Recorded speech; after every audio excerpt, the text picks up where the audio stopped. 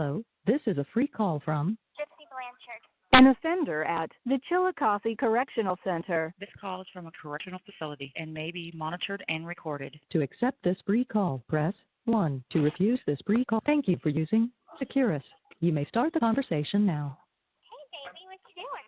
Hey, I literally just finished watching the what do you call it? Investigation Discovery special. I hadn't seen it yet. I just watched it like just now. I just finished it.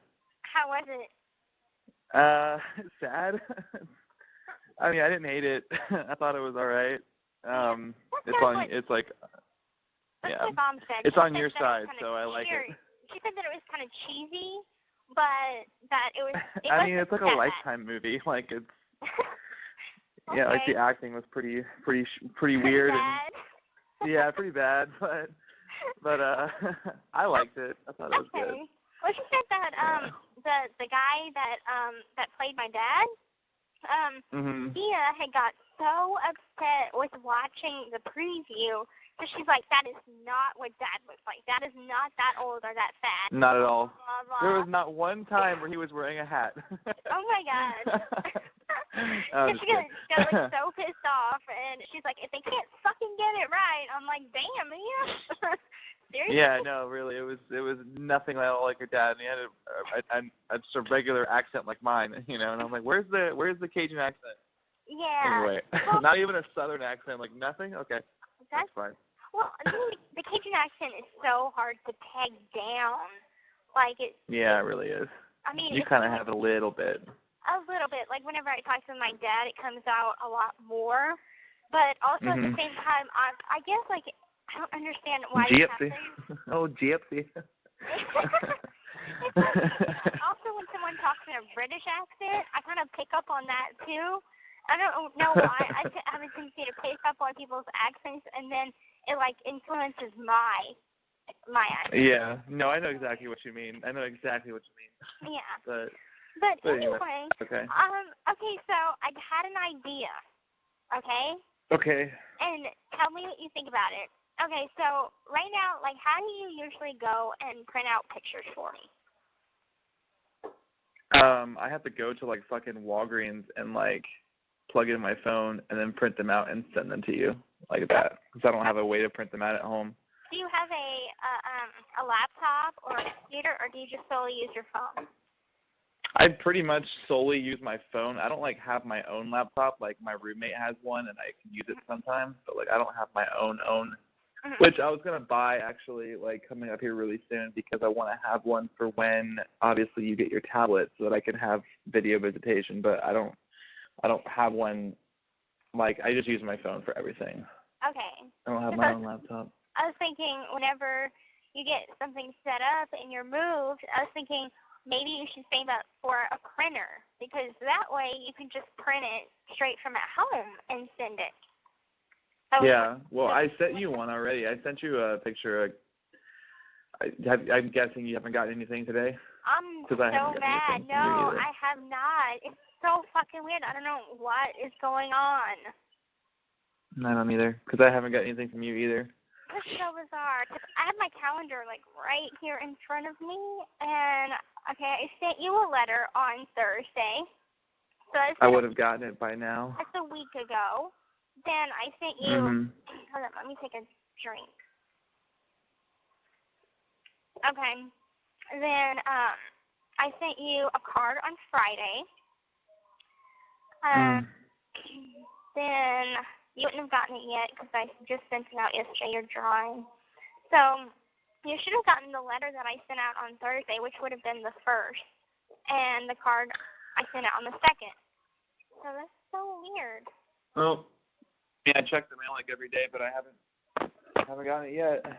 Now, would it matter if I did not put after Avenue Southwest? Would that make a difference? Yeah, that would matter. Yeah, that would matter. because there's lots of different Second Avenues. There's Second Avenue Southwest, Second Avenue Northwest, and there's it's all other parts of Seattle. And but if you put Normandy Park, I don't know. I don't know. I mean, you should always just make sure you put the address down right. But right. I'm thinking maybe I made that little mistake. So. Well, then it would be sent back to you. I would imagine. Mm. Would they let you know if you get like mail returned? Well, if there is a letter that's rejected from somewhere that maybe I've gotten the address wrong, it would take probably like 2 weeks to get back to me. So right now, I haven't received anything, and I mean, even if it was on my part that you didn't get my letter, I should have still gotten yours. Yeah. I don't know. I don't know. Maybe they're just trying to pick on us. I don't know. Maybe I'm paranoid. Maybe they are trying to fucking pick on us. I literally wonder the same thing sometimes. Right. I don't know. Maybe they're just passing my shit around the mailroom, like, look at this guy. Passing it around. I don't know. But another thing, this creepy guy is sending me like these bunch of letters. I was telling you that last night. Okay, I got another one today, and it's even creepier. Like, I don't know what I'm supposed to do. What am I supposed to do about these letters? It's creeping me out. What did he say? What was creepy? This is the letter that I got today. Now, Oh, you got it? Okay. Okay. So, hold on. Let me get another sip of drink. What are you drinking? I'm drinking like some peach juice. But okay. All right. So I sent this guy just a normal ass letter that I send to everyone in response to their letter. Okay. So one letter. And is this the same guy that like has been writing you back and forth? This you were talking about yesterday? This is just I only sent him like one letter, and then I sent him the pissed off letter. That's the only. Wait, okay. I just want to make sure we're talking about the same person. This is the guy that gives you all these different addresses and writes you like a bunch of different shit. Okay, yes. okay. Yes. Okay. So I just sent him one letter in response to the nice letter that I first got, and then I had been getting like 6 more, and they're growing increasingly creepy, and so I got pissed off and kind of told them off a little bit in the second letter. Okay. So this is another letter that I got. Tell me if this sounds like off to you. All right. Okay. It says, "Dear Gyp, how are you? Nice lady, fun lady, sweet lady. Are you sweet? Are you a sweetheart type of girl? I'm okay. I'm supposed to go to play weekly poker tournament tonight at Foxwoods Casino, but decided I'm going to take a break from poker for a little while. Do you like to play card games? Do you play a lot of online games in years past? I told you earlier I was going to do research and learn all things quote-unquote gypsy," or some wording like that. But I stopped doing that because, frankly, every time I do, I get pissed off. I either get pissed off of hearing what your mother did to you, or I get pissed off watching these damn journalists asking gotcha questions that you're not yet equipped to process and answer properly. Or I get pissed off of hearing your lack of accountability. I have no doubt as you learn and grow that will change. So in the meantime, I need to shift and focus on learning from you directly. That is what I plan to do. This will be the absolute last letter until I receive a few back from you telling me about you and whatever else you wish to talk about. I'm actually going to postpone my California trip for a couple of weeks to go handle business more locally so that I can see if you reply. Sounds crazy, doesn't it? Just what the fuck am I doing here? I'd stop and ask myself that. Why am I so concerned with you and putting all this effort? What's the motivation? Do you even want my attention or care about it? Or are all of these letters a nuisance and wearing you out? I'm sure I'll find out, won't I? Your replies or lack of them will let me know. I'm going to be candid, Gyp. I was hesitant as hell to contact you the first time. I knew I was supposed to reach out to you, but I also knew the daunting task ahead. If we made a connection of any sort whatsoever, it was going to be like talking to someone that is on Mars. I'm actually watching The Martian with Matt Damon right now on my hotel TV and DVD player. It sort of fits Jupiter or Uranus. Maybe be a better fitting comparison. But we'll stay with Mars for sake of example. Yeah, I'll write something and you'll receive on a weekly basis then I'll get yours a couple weeks later. There's no real-time feedback. Sure, we can do a phone call, but that may be even more weird and make things a bit more hyper. If I heard your voice, I'd be wanting to be in your presence more. I'm sure of it. I honestly don't think of having sex with you or anything along those lines, which really makes me question my motivation. That's creepy! Yeah, that's fucking weird. Okay, so and then it just like goes on and on and on. So I want to hear it. I want to hear it all. Okay, after we got past that, I truly want to see you become whole and happy and productive, and most important, free. I never thought I would attempt to find salvation through, oh God, like he uses these huge words, altruism. I don't know what it means. The helping of others.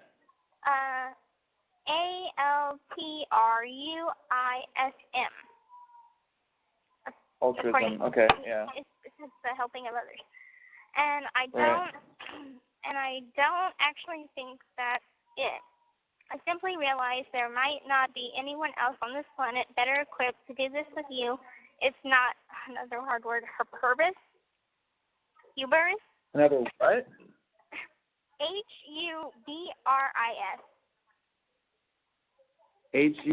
Hubris?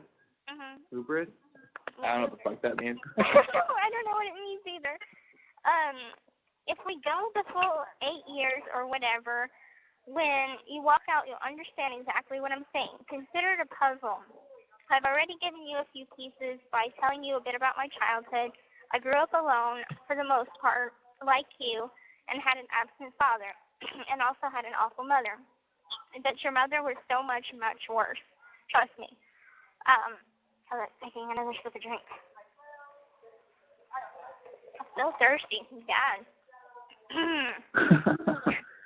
I'm like, I have a really dry mouth. But I know a bit about abuse and treatment that was sick love.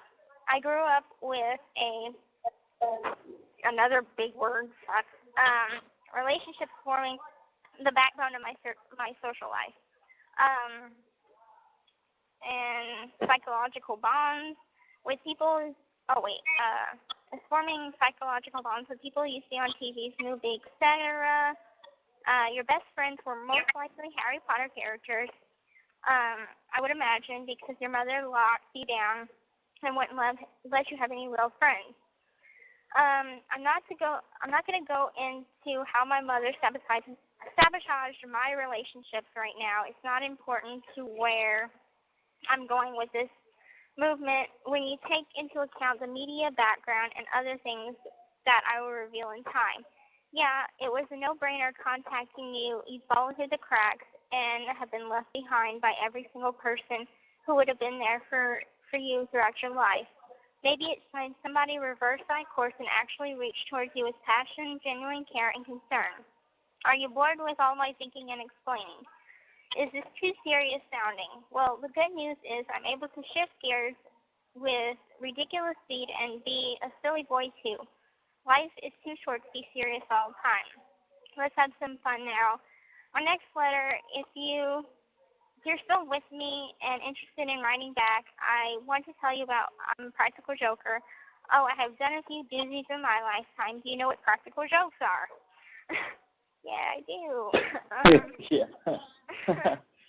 Do you know what a fucking joke is? Oh, you do? Okay, great. Hopefully you get a few giggles out of it. Let me know. I have more real-life stories, too, that you might find interesting. Just let me know what you want to talk about and all of the above. I think I'm done learning about you through all the ways that keep pissing me off. I want to learn about you straight from you. It's the most pure and reliable source, isn't it? Well, unless you lie to me, I think you're making a effort to be a real person now. That's another thing I want to congratulate you on and tell you I'm very proud of you for doing. Anyway, this time I promise I won't write again, trouble you, or give you too much of all of that until I know for sure my messages and words are hitting you in a wonderful place inside. having a positive impact, and you really are happy to be doing this with me. Truth be told, I would love it if you're excited to receive every letter from me and look forward and even can't wait for the next. That's my hope and desire. With patience, understanding, and a small tickle under your armpits, Rich. Is that weird? Wait, what? What? It says, with patience, understanding. No, I heard you. I'm just like, what? I don't know. That's a weird thing to say. Yeah. So I called Mom right after I got this. And she's trying to find him, like, on Facebook and stuff like that. How old is he? See, all he'll tell me is that he's close to Dad's age. Is that his what? All that he told me is that he's closer to Dad's age than mine. Oh, so he's just another dude, like, in his 30s or something. I think older than that, much older than that.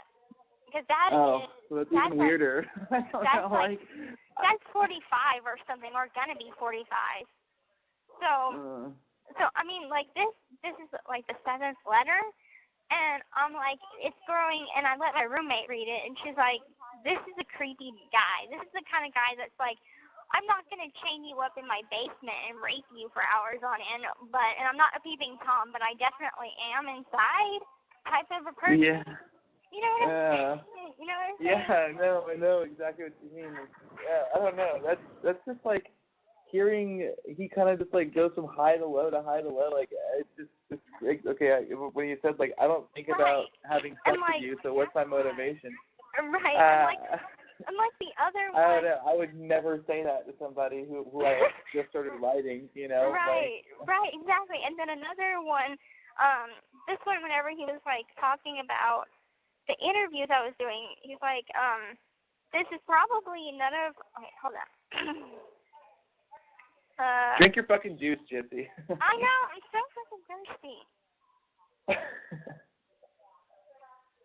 Oh, that's better. Okay.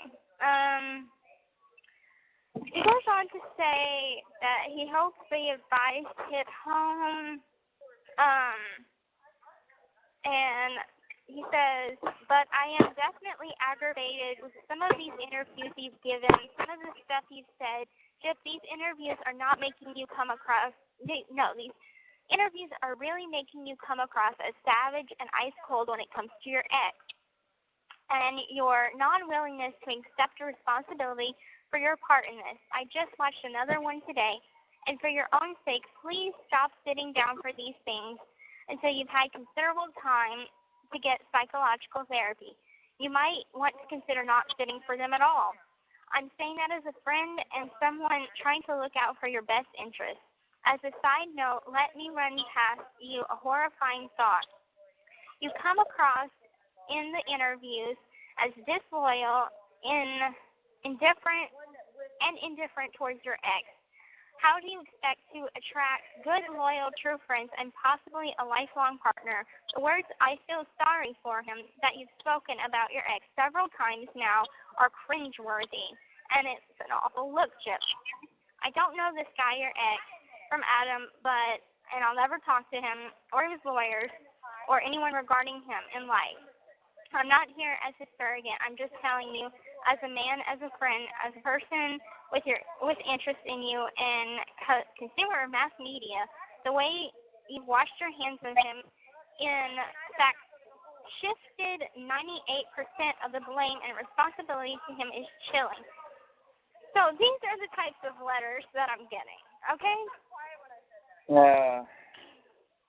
I don't know. I have a really weird feeling about him. And I'm not just saying that because of who I am, but it's very unusual. Like, I don't know. I feel like he wants to be on your side, but then he's not. And then he's attracted to you, but he doesn't want to admit it or something like that. And it's just like, I don't know. And, like, the fact that he sent you 7 to 1, that is fucking weird. Yeah, that's creepy. This is probably like the second time that I've had like a creepo on my hands, because like the first time it came from a guy in Kansas City, And the same thing, I had responded back one letter, and again, got plenty letters back to my one. But the other one made it clear that he wanted me as a girlfriend. And I kept telling him, I'm like, I'm not interested in seeing anyone at this point. This is way back before I met you. This is way, way, way back. So I finally got rid of that one. And, because I told Mom and Dad, and Dad was about to fucking do something about it. Like, he was going to go find this guy and tell him to leave me alone. It was getting that bad. Yeah. And, so this would be, like, the second time that I've gotten, like, stalker status going on. So I'm like, maybe I should just stop writing back people, if... What is he, in Vegas right now? Like, where is he? I don't freaking know. Like, there's just one address, and I guess he moves around a lot. Like, he travels. What state is the one address he's in? New Jersey. New Jersey. Okay. My mom looked him up on Facebook. There's a bunch of Richard Stevens out there. We tried, but I'm like, I don't know what to do. And she's just like, well, at least you just sent him, like, one telling him off letter, like, my life is not, it's not of your concern. Like, why are you giving me your in-depth opinion whenever I really don't care about it, Yeah, I mean, like, then that's what you have to know is that you have no need to, respond or fucking... There's no need for you to, like, give him that satisfaction. Like, he doesn't deserve anything from you. And if you gave him, like, a letter, like, telling him off, like, look, this is my life, it's none of your business, blah, blah, blah, like, there's no need for you to, like, reassure him of anything else. You don't have to write him back if you don't want to. Right. I'm not going so to. far it so seems creepy. like red flags. It just seems like all red flags to me. And, like, I know. Because I'm like, number one, like I'm not compromised. I'm not, I was before, and I understand that my way of thinking was not other people's way of thinking. However, I'm getting to be a normal person now, and I'm getting there. I'm getting better. So it's not like I'm this Martian from another planet that doesn't understand what you're talking about, because I do. I'm not stupid. And that's, the letters that I'm getting from him are upsetting me. Yeah, exactly. So, like, it's just better for your own, like, daily mental health, and just, like, just focus on yourself and don't worry. Because, there's going to be lots of people out there, I'm sure this is not going to be the last one, that are going to write you in a very, like, weird, off-putting kind of way. Mm-hmm. And if you don't respond in the way that they want you to respond, then it can even get worse. And, like, I don't know, like, it's really hard for me to process how a person can write 7-to-1 letters. That's just so fucking bizarre to me.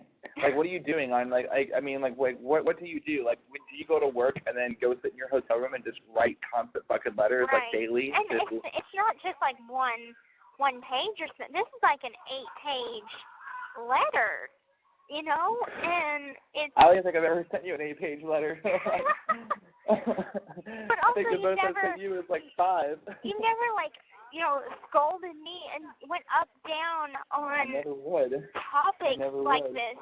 Because it's so odd to just dive right into the hard topics, bypass all the stuff, like, what kind of music do you like, and things like, bypass all that. Go right past the introductory phase. I'm like, I don't want to have sex with you. I don't think about having sex with you. I mean, who puts that in a fucking letter? Who puts that? Yeah, especially when they just met you, basically, personally. Mm-hmm. And he's close to your dad's age. It's just like, dude, you're fucking weird. Like, I don't know. Oh, God. It makes me think of, like, these other people that were, like, I don't know if your mom ever told you, but these other people that were in the group that were, like, in their 40s also. Not in our support group, but in the other group, they were posting, like, oh, Gypsy's fucking hot. Like, I would love to have a relationship with her. And the guy's, like, 40-something years old, and it's just, like, your mom responds right away, like, stay out of my group. Like, Did your mom ever tell you about that? There was like this one fucking guy like back in the wintertime. Anyway, I'm just saying that the point is like there are people like that exist, and they get some kind of satisfaction or some kind of like weird thrill about like contacting somebody who's essentially, I guess, famous in a way, and maybe and they're also like very predatory, like they feel that they could probably easily influence you, or and the fact that he bypassed the whole introduction phase and went from like, I just met you to, I feel like I've known you 10 years, basically talking to you that way as if he's known you for 10 years. Right. It just seems very like predatory to me. It's like they don't know me because it's like, I mean. They don't, exactly, and I know exactly what you mean. I've been saying this to your moms, like everybody, for so long. It's like these people who say these things and have these opinions don't actually know her at all. All they know is what they've seen from the media, which is cut and derived and baked a certain way to appear a certain way. And it's just, huh? Oh, I was talking to my roommate for a second, but I'm still listening to you. Go ahead. Yeah. Well, anyway, I'm done. That's all I want to say. But yeah, but they don't know like who you are at all, and that's the whole point of maybe writing, is to try and see who you are. But I feel like he's already jumping to conclusions, and he's already made a vision of who you are, apparently, because he's not even getting the chance to. Well, I guess he wants you to explain, but you don't fucking have to explain to him anything. Like, if he makes you uncomfortable, which it seems like he is, because he's fucking weird, and then just don't even give him the satisfaction of a letter back. Just fuck it. You talk to him. I'm just chucking the letters in the trash because I'm like, I give everyone. It just sounds like it's negative energy that you don't need. It's just going to be negative energy. It is, and I think like that's that was another thing that was adding to the stress and why I was acting so freaking weird and in a funk the last 2 weeks, and because I've been getting these letters over the course of so many days or whatever for the past like week and a half, and it's just negative energy, and it made me question, who am I as a person? Like, is this what people really think of me? That I'm this sort of broken animal that is just gonna fly off the hinge, and oh, you didn't give me a soda, so I'm just gonna go kill you, or something like that. If that's how people think of me, it just made me sad. So no, that's not how people think of you. But I mean, there's 7 billion people in the world, and not everyone's going to agree. There are a lot of fucking weirdos out there who aren't even going to take the opportunity to know anything. They're just going to go with how they already have created you in their head and just stick with that, and if that makes sense. Yeah.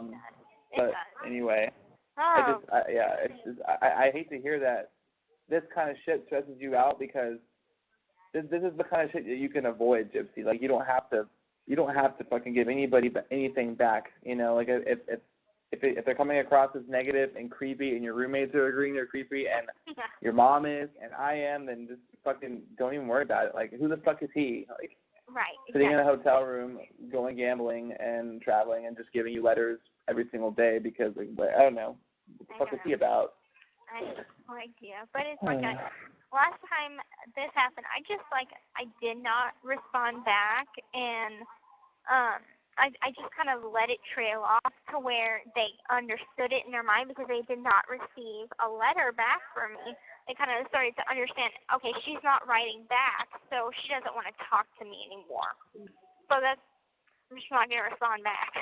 And maybe I should take this as kind of like a life lesson, and just like if they contacted mom, like sometimes people will put in their letter, I spoke to your stepmom, she gave me your address. Maybe that's something I should consider. Instead of just like responding back to just anybody, just wait and make sure that they've been cleared by mom first, Yeah. I think that might be a good idea. I mean, definitely. I mean, yeah, for sure. Because like most of your information's public, like your mom. I mean, everybody. I think anybody who wanted to. I mean, look at me. I mean, I didn't talk to your mom first. I just Googled your name and then like found out where you were. You weren't creepy. Well, I know. I know. I'm just saying. I'm just saying anybody out there can find your mailing address. So, and then I'm sure you get, like, how many letters do you get a week usually from strangers, people you've never talked to before? Like, if you could estimate. I'd probably get one a day. Maybe with the like maybe. So there's like, never a day that you don't get something in the mail. Well, I didn't yesterday, but there was hardly any mail. There was like 5 letters to, you know, a wing of 100-something women. So, you know, the chances were small. But I mean, most of the people that I write is you, and I send an occasional letter to a boy named Corey. His mom is in the support group, but he's in prison, and he's been in the hole for like a year now because he had dangerous contraband. He had a knife in his room. But like, also like we can't. People that are you can't write people in the hole. They don't get other mail from another prison. So, you know, I haven't gotten a chance to write him in over a year. So besides that, it's just you. So like, if I mean, it doesn't bother me that you have people you write to, because, you know, sometimes, I mean, I try and aim for at least one letter a week. And I know I missed last week because I was house sitting. I didn't get your letters until I got home, and then I responded, and then you haven't even gotten them yet. No, which is really I don't know what's going on. But anyway, like, it doesn't bother me if you have people you write to, even if it's another guy. I'm not gonna get jealous and like, oh, who the fuck is this guy? Like, it doesn't. I know. It doesn't even I know, faze but me. usually. But like I tell you about it, so if there's like someone I'm writing, I'll let you know about it. Like, or if there's anything to do with like I'm talking to other guys, it's never anything. It's never anything like ooh baby or anything along those lines. It's like, okay, the prison food today was shitty. I gotta go to work. Oh, it's okay. If you found somebody else, tell me before I move, okay? Because I don't want to move there and then have it all be for nothing. Oh yeah. By the way, I forgot to tell you, I had this long affair. That's it. We're done. No. And but like I tell you about. I know. I'm sure it's nice to just have, you know, people to write to, people to talk to. So I would never be upset with you having, you know, pen pals or people to write to. I know that. But this guy, Richard, you said his name was? He just sounds like a fucking freak. Yeah. So it's like I'm not. I usually try and steer Richard, clear. all right, let me see if I can find him, because I'm pretty good at finding people on Facebook. Okay. Let me see if because there's a way to filter it by what state someone lives in. But Richard, what was it you said? This sounds pretty common. All right, Richard S-T-E-P Stevens. H-E-N-S. S-T-E-P-H-E-N-S. So Stevens. Now if I put in New Jersey, let's see if anything else comes up. That's such a common name. I'm not gonna fucking find this guy. Common name. Not to mention, you know, unless he's a black guy. There's a lot of black Richard Stevens here. I don't know if this person's black. I don't know if he's white. I do not know. Like, he did not. What does he do for a living? Whatever a consultant is. What is a consultant? A consultant? Well, it depends what kind of consultant. Are you a business consultant? Are you? He didn't say. Like, okay. Well, a very, consultant is somebody who's very vague about himself. He's just like, I'm a consultant. I travel a lot. I'm closer to your dad's age. But like very, very vague. Yeah, never given like a direct answer. Well, a consultant is somebody who goes into a place and tells them how to do things. Like, let's say a business was struggling. Like, let's say I owned a bar and I was struggling and I wasn't making any money. I would hire a business consultant to come in, and he would come in and look at my business and say, okay, this is what you're doing wrong. This is how to improve it. You got to change this here. You got to change that there. Like an expert in a certain field who can come in and like give you advice, basically. That's what a consultant is. Okay. Yeah, because But I doubt anybody's just gonna, because like when you look up somebody on Facebook, you have to put their name, where they live, and then like usually they'll tell you what they do. But yeah, I doubt I'll and just usually keep you can like consulting. narrow it down by like state, city, things like that. There's a lot of black Richard Stevenses though. No. But I'm just like, it creeped me out. So I'm gonna check the letters, and I'm not gonna respond back. And I'm sure it'll straight off. Yeah. Well, he said that. I think he said that this will be his last letter unless he hears a response. So I think if you just let it go, then you don't have to worry about him anymore. Right. Okay. That's professional. Richard N. Stevenson. Is it Stevenson or is it Stevens? Steven. Okay. There's only like one actually. There's a lot of Stevensons, but there's only one. Yeah, I doubt this is him. He's just like a big black guy. I just don't see that being the case. Anyway. Well, you never know. I don't know. I guess you never know. But anyway, yeah. Just like moving forward, like Gypsy, I mean, obviously it's no secret that there are people out there who are either in the middle or against you. You know, there's a lot of people that are on your side. There's a lot of people in the middle, and there's a lot of people that are against you. And it's not going to surprise me if people who are against you are going to write you. I'm not saying this guy is, because he hasn't really made it clear, because sometimes it seems like he's on your side, and then others will say things like who the fuck is he to tell you how you should feel about, you know, your ex, like, or how I mean, you're just giving your honest feeling on something. It's none of his business to tell you what he thinks is cold or what he thinks. He doesn't understand, you know, the history behind it. You know, all he knows is what he's seen on TV. Mm-hmm. So it's just, I don't know, like, when you find somebody like that who just seems kind of, like, judgmental off the bat, and then also fucking, like, creepy with, like, the way he says things and the amount of letters and the fact that he brought up, like, having sex with you, even though he said he didn't want to, but still, like, the fact that he made that a point, like, he wanted to, like, kind of push that in the conversation, just it's strange, and it's just, I don't see any green flags. I always see a red. Like, what is it? I mean, you're a guy, okay? So from, a guy's perspective, because clearly I'm like the type of person I think from a woman's type of brain, and from a guy, what does it sound like to you? Just like some creepo that, you know? That's literally what it sounds like to me. Like, from a guy's point of view, like, it just sounds like he's attracted to you, but doesn't want to say it. So he tries to find ways to kind of like throw it in the conversation. Like, you don't want to actually come out and tell someone you like them. You just like try and find subtle ways of putting little pins in there and see if they pick up on the signal. And that's kind of like, I feel like what he's doing.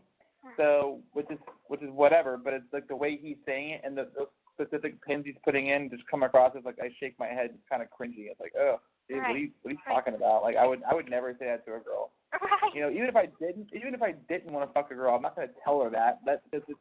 It's just stupid. It's like the only reason you'd be saying that is because you want to put that in her head, you know. And it's just, yeah, it sounds like he's playing some kind of like psychological game, and he just like, you know, I think that he would, I don't know, he would love to have a relationship with you, not like romantic, but just like, I don't know where he stands, like. Like a lot of people want to be in my life, and I think a good percentage of that is they just want to know someone that's been on TV. It seems, I love Rachel. I do. I really do. But for a while, I had to kind of put it in her brain that, look, even though I am in the public eye, I'm still just normal Gypsy. And, we have had conversations of, like, she wants to sell a picture of me that I did sign, like an autograph, for her on eBay. And because she had asked me, she's like, can I get your honest opinion about something? And I said, yeah. And she's like, I was thinking about selling the autograph you gave me online because we would need the extra money with the new baby. And I'm like, well, I'm your girl. I can send you more autographs if you need it. You know, if you need me to tell you how to freaking work eBay, I'll teach you how to do it. Like, I'm not fucked up about it. But at the end of the day, if she still sees me as just Gypsy, that's what I'm happy with. Like, I don't care if, you know, there's a whole big thing about being a celebrity, because I'm not a celebrity. I've been on TV a couple times. That hardly makes me a celebrity. And so, I'm just like, if people want to think that, they can think it. But at the end of the day, I just want people to see me as normal. Mhm. No, I know exactly what you mean. I don't. I can't believe that she would actually say that to you, Rachel. Meaning, like, hey, can I sell your autographed picture? As if like it's some kind of like token that I can make money off of. Like, I don't like that at all. But that's fine. But yeah, I know what you mean. I'm pretty sure there are a lot of people out there who just like met you and they wanted to be in your life because they just saw you on TV and they saw a movie about you and they were just like, oh, this would be an interesting person to be able to talk to or be friends with. And when I first wrote you, my first letter was just to be like supportive, just like, hey, I support you, and then that was it. But then we just skyrocketed.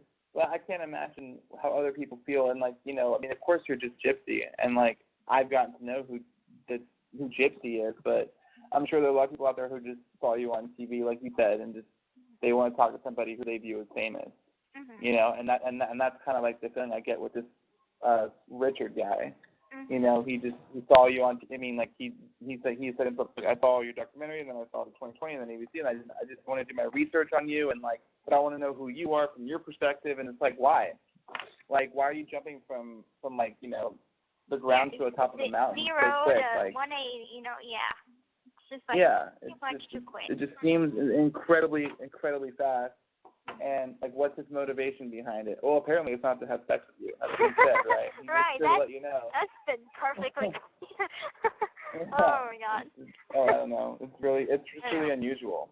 Right. I don't know, man. Like it's hard for me to like put my head in, even though that's like the male perspective, but I can't give you like a full on because I don't know. I feel like the people that I interact with are for the most part like your regular everyday people, and like that's how I view you. Like you're just like whenever I talk to you, it's like I'm talking to somebody else like in front of me. Like it's like I don't know. Like I just like our minds are compatible, But I can't put myself in somebody else's shoes who comes across as fucking crazy like this. And I can't name you one person that I know personally who would do something like that and like write 7 letters like that. Like that just seems really like unusual. It's odd. It's something that you would like kind of like squint your eyes. Weirdos. No, it's not you. It's just it's just your life is on display, so anybody can see it, and so it's gonna bring out some strange people, and it's not gonna stop. Like it's not gonna stop. I mean, especially since your case is over personally, but the whole thing as a whole is not over yet until Nick's is over. And then I'm sure that's going to bring more media coverage and more news stories and then Nick's going to start doing interviews. And then, it's the whole side A has been told, but side B hasn't. Yeah, it's a long road ahead. And I mean, don't get don't get in your head and I mean, I know it sucks. Whenever people tell me this kind of shit, I kind of just like roll my eyes too, but like, just don't get in your head so much. I mean, it's just fucking throw it away and don't even focus on it. It's just garbage. That's all it is. It's garbage. It's another garbage person giving you his garbage opinion, trying to involve himself in your life, which he has no place in. And don't even give him the satisfaction of him opening his mailbox and getting some creepy grin across his face if he sees your letter response. Like, oh, she responded. Like, fuck that. He doesn't even deserve it. Fuck him. Right. Yeah, that's how I feel about it too. And Mom said the same thing because I'm like, if I ever get like a creepy letter or something, I let Mom know because I'm like, if this is somebody in the group, take them out, because I do not want them knowing anything about my life. Right. And she checked, and it was nobody in the group, nobody in Belinda's group. So I'm like, it's just some random person from, they got my info from the internet. So I'm just like not gonna respond back to it. But that aside, that creepy guy aside, I did talk to Mom a little while ago tonight. She was texting you for me, and she was telling me all about that. But I was talking to her, and I said, Mom, I need to run something across you right quick. I said, okay. And so I said, okay, I know it's still a long ways away, but whenever I get out, I know that we are going to spend the night in Kansas City. And I was thinking about us coupling up. so you and I can get a room, and me and Ken can get a room. And she was like, okay, I'm okay with it, and I'll approve. But don't have sex the first night. And I said, Mom, that's not gonna happen. I can't promise you that. She's like, well, you know what? Okay, fuck it. If you wanna have sex the first night, go ahead. But just use a condom. And I said, okay.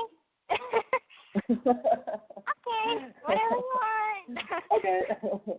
It's not like it's gonna be like our first day together. Like it's like we're gonna have, fucking years of in-person visits. So it's not gonna feel like it's the first time we're together. You know what I mean? Like, it's gonna be the first time where we'll have no restrictions. But it's not gonna be like, I don't know. Right, like we've I just never, met for the first time. Like we've never met before or something. Right. And, Calls from like, a correctional facility and may be monitored and recorded.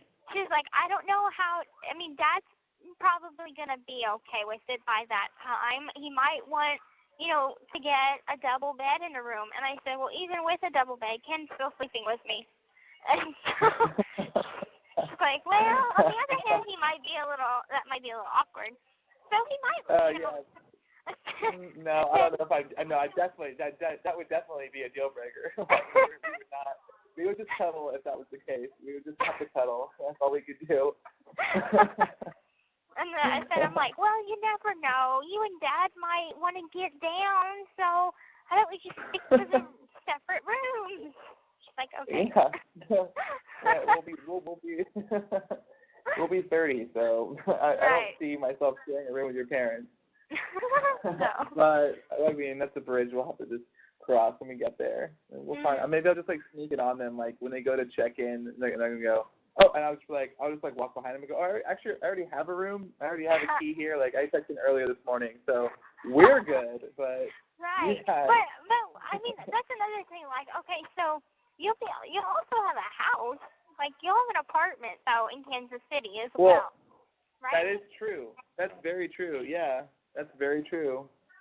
I didn't even think about that. That's absolutely true. I will have an apartment in Kansas City. So, maybe I can, but then, I'd feel, because I'd be like, I'd have to house your parents, too. I'd have to be like, okay, if I have my own place, we'd have to be like, okay, so we can all go back to my house. They'd have to send me money. You guys can have the bedroom, because that's what people do. They always give their girlfriend's parents the room. And so you guys can have the bedroom, and then me and Gypsy can sleep out here on the couch or, in the living room or something. And we'll just, or maybe I can get a 2-bedroom apartment or something. I'll have to figure something out here. I've got time to plan. But I was thinking about that. I'm like, well, okay, so you have a hotel room, but you also have an apartment. I was thinking about that.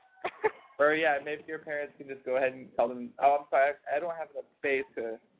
I don't have a house, guys. So you guys can just go get your own hotel room and go get a hotel room, and I'll come back and we'll meet you.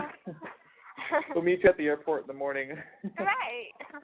Yeah, we could do it that way. Yeah, actually, I didn't even think about that. See, this is why I need you in my life. You remind me of these things. I don't remember. So it's perfect. Well, it's probably because I'm constantly thinking about these things. Well, so am I. Aw. But that aside, I just fucking hate it. I can already just feel your hand. I know I'm not gonna say it. But I'm excited. I'm just so excited to be there next month. Me too. I was gonna go ahead and just. What do you think about me sending out my form on the first of the month, March 1st, or should I wait longer than that? Okay, I've got my calendar right here in front of me. So the caseworker said send it a week before the suspension ends. So a week before would be the 6th. Because my suspension isn't on a. I think it's what the. It's on a Tuesday, and that's the 13th. Right. So I mean, Tuesday's the 13th. So send it out on the 6th. I mean, wait. That's. Yeah. It's 100. What? 180 days, but is that counting the 13th as a day of suspension, or is that not? I don't know. I don't know. But also, I thought you told me that you didn't want me to come until the 23rd. Well, Isn't that what you said? Well, I would just love for you to freaking come the 16th, 17th, and 18th, but I don't know if they're going to process it that soon. That's right.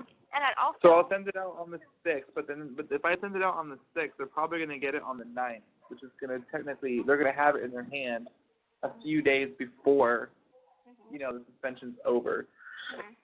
So maybe I should send it out, on the 9th, and then they'll get it probably on a Monday or on that Monday or Tuesday, 12th or 13th, and then that'll be fresh when the suspension's over. And then I don't know how long it takes to process. I don't remember how long mine took last time, but I think it's last time I had to actually go back there because 2 weeks had went Hold by. on a second.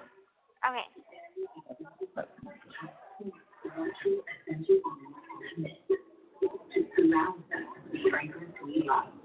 Shut up. Okay. My TV just turned on for no fucking reason. Anyway, so yeah, last time how long did it take? Last time 2 weeks I went by. It was going on. 2 weeks? Yeah, but then, I had to go back there because I'm like, my friend sent in his application 2 weeks ago. Have y'all got it? And the day after I went back there, the caseworker, I got the approval. So I would say send it on, because, the way the mail goes, I would send it on the 8th. Let's just send it out on the 8th. That way you could have the 9th, the weekend, and then they'll get it on Monday. Yeah. And they get it on Monday, process it on Tuesday, which is when the suspension ends, and I can go back every day then and ask them, have they processed it yet? Bugging every day. I'm gonna bug the shit out of them until they give me my answer. And it's not like the caseworker doesn't know about what had happened, because I had went back there a couple of times to ask for information. I'm like, I need information. I want to change my significant other to your name. Change it? Who was it before? I had it as Robert, so he can come 3 days. But then... Oh, that son of a bitch. But I could change it. Wait, did he come all 3 days, or was he only there for 1 day? He was there for 2 days. He came for the Friday and the Saturday visit. But I was like, before we even got together or whatever, I was just like, significant other, it doesn't have to mean significant other. It could just, you're putting down someone that is not a family member. I feel less special now then. Huh? I feel less special now then. Oh my God, shut the fuck up. I'm just kidding. I'm fucking kidding. But I was like, I was like telling him we're friends. We don't have to be married or anything for you to come all 3 days. No, you weren't. You guys were in a relationship. You told me y'all were. Well, only after the day that we met was the day we got in a relationship, and then that only lasted for a month. And I think he figured out that I left him for you, and I think that's why he got all pissy. So it's whenever. That's fucking salty. He's so salty about it. He's so salty. Your mom would message me the letters that he would, or not the letters, but the message. She would screenshot and show me the letters he would send her, and it's just dude, just relax. I don't know. Okay, because it's here's how I feel, and maybe it's easy to say this now, but maybe it'd be different if it actually happened. It's always easier said than done. But I don't see myself just leaving the support group and unfriending Christy and going that big dramatic route. If something were to happen between us, you know what I mean? I wouldn't do that. I'd still always be a supporter, because that's how I got into this in the first place. Basically, it's just oh, you don't like me, well then fuck you. That's just how I feel his attitude was. But whatever, people are like that. Anyway. That's another reason why I left him for you too. is because I knew that, whenever we had that conversation, I was telling you that he's throwing all these fits about me breaking up with him, and you had told me that you would never be like that, that you wouldn't up and leave the support group and throw this whole hissy fit.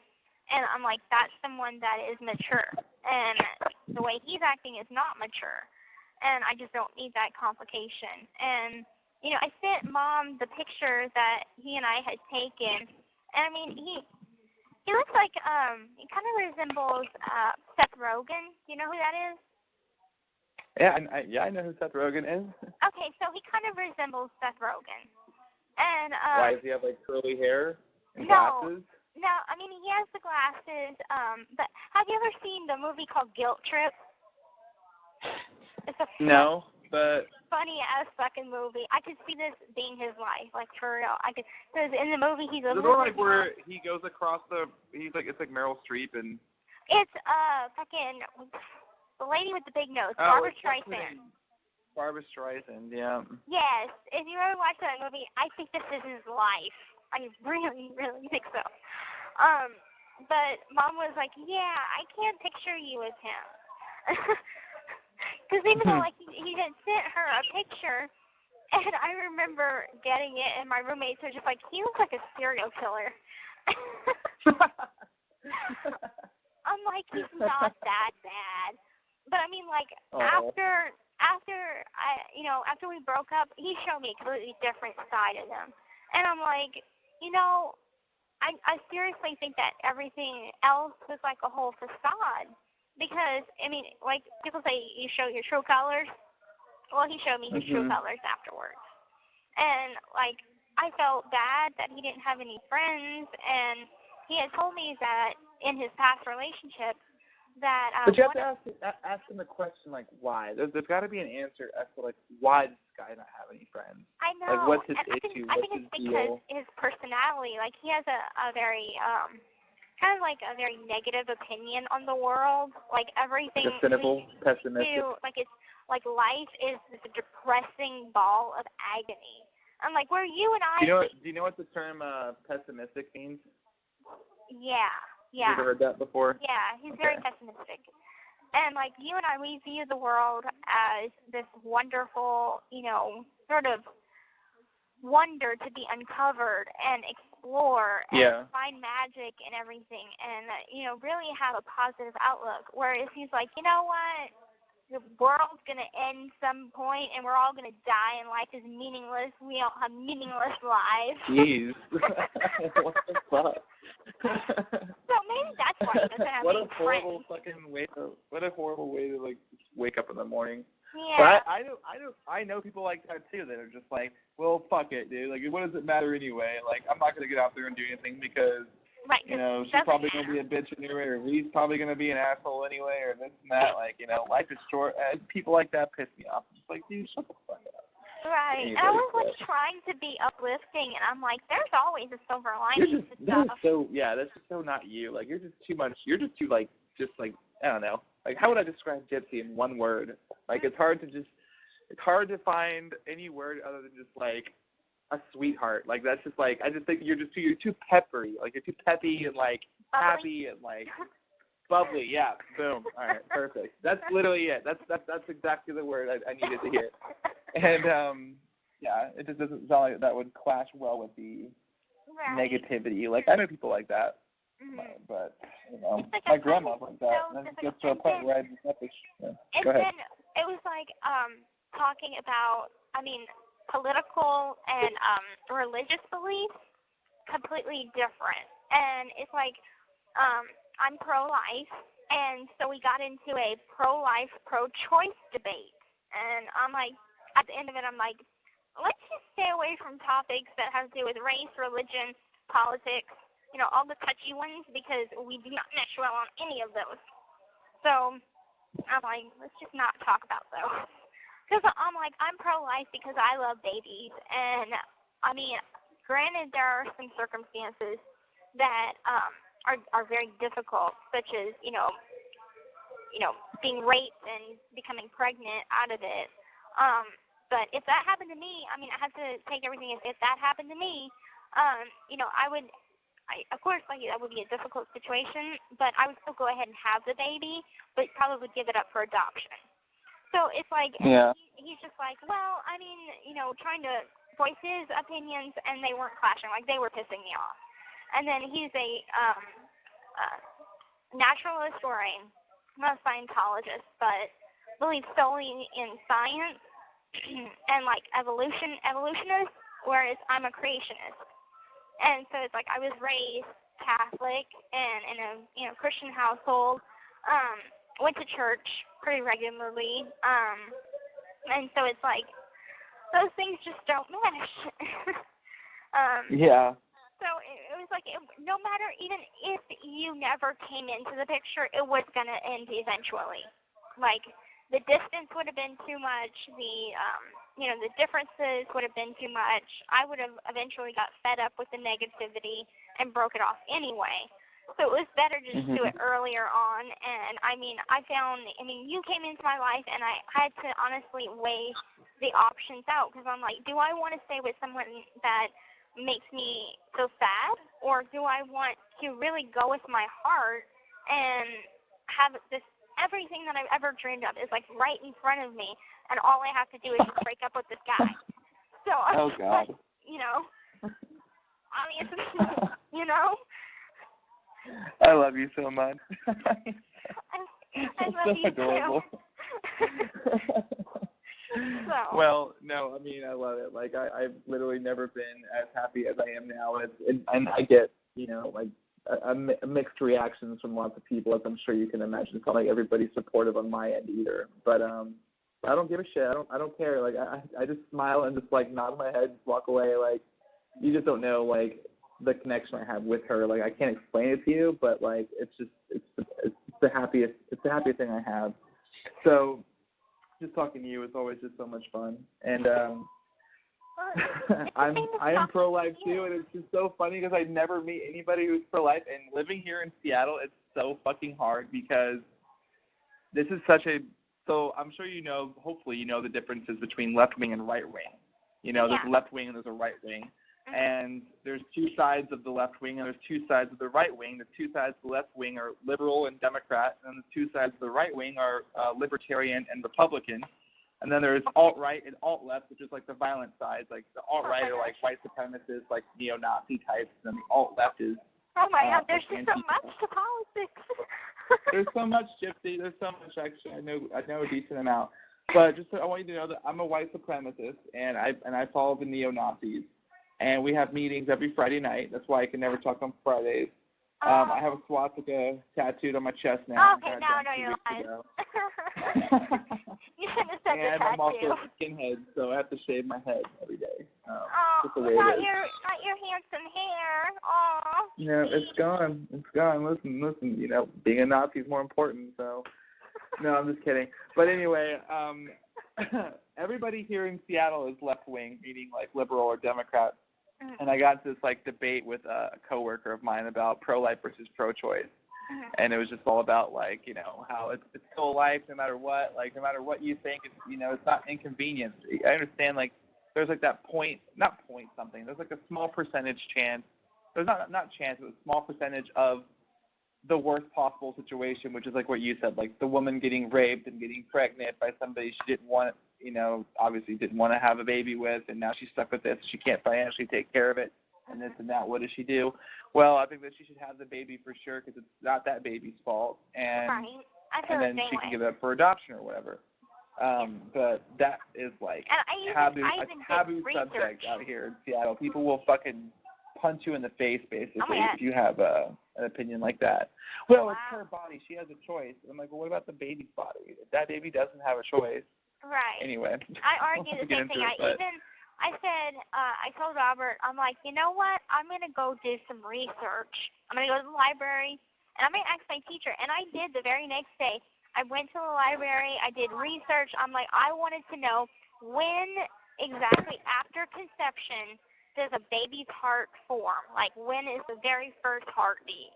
Because I told him, I said, the very first time that the heart beats, that's a baby. And so I did research, and I came back, I wrote it all down, and we got back onto it again. And so Yeah. it's like, and then I was like, you know what? We're not going to get into this anymore because you have your opinion and mine, and it's not going to change. So, Yeah.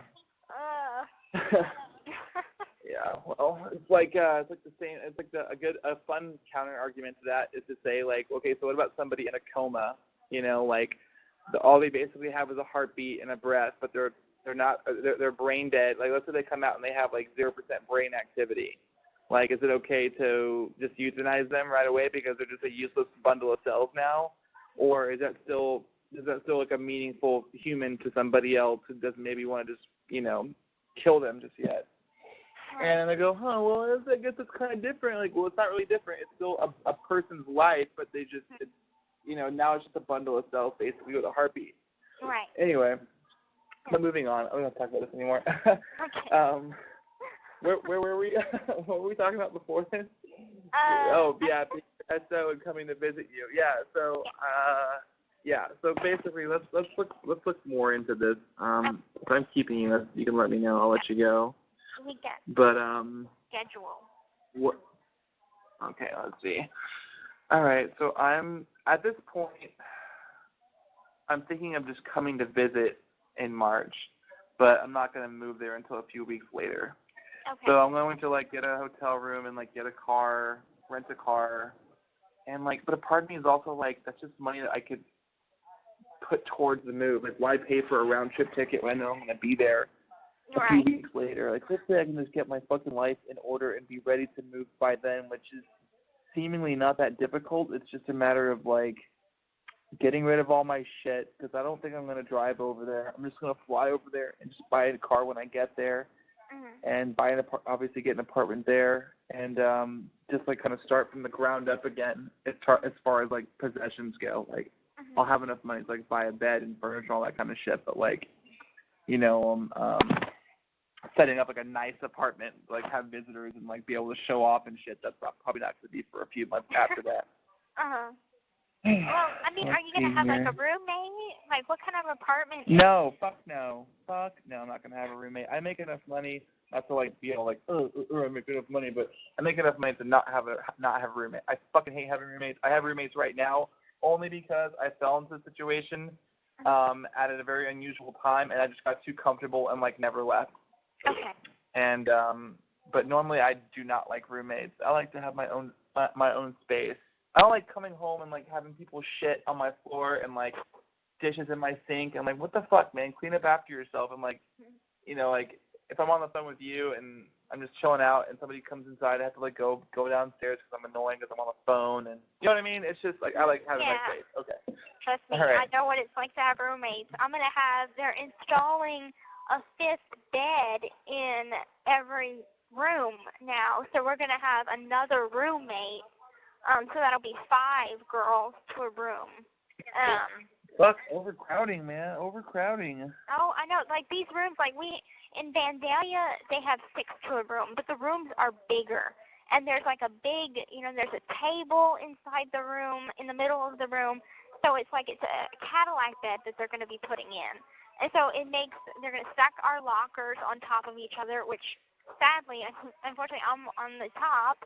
So my locker is going to be the top locker, so I'll have to stand on my little stool to get into my locker. I'm already short. Little Rose. I love it. All right. Well, that sucks. It sucks having there's this show that I like to watch called 60 Days In, and it's about these people. Oh my God! You watch 60 Days In. Yeah, it's really interesting. It's really interesting to watch how much these people change. Have you watched it at all? Yeah, I've watched it. My roommates, they like to watch that, and I'm just I don't watch it because it's not 100% accurate. That's more of a jail setting. That's not a prison county setting. Jail. Yeah, it's a county jail. Right. So I'm but the way things are inside with the girlfriend things in the commissary and things like that, that's pretty real life. Yeah, I know. It makes me question you every single day. No, I'm just kidding.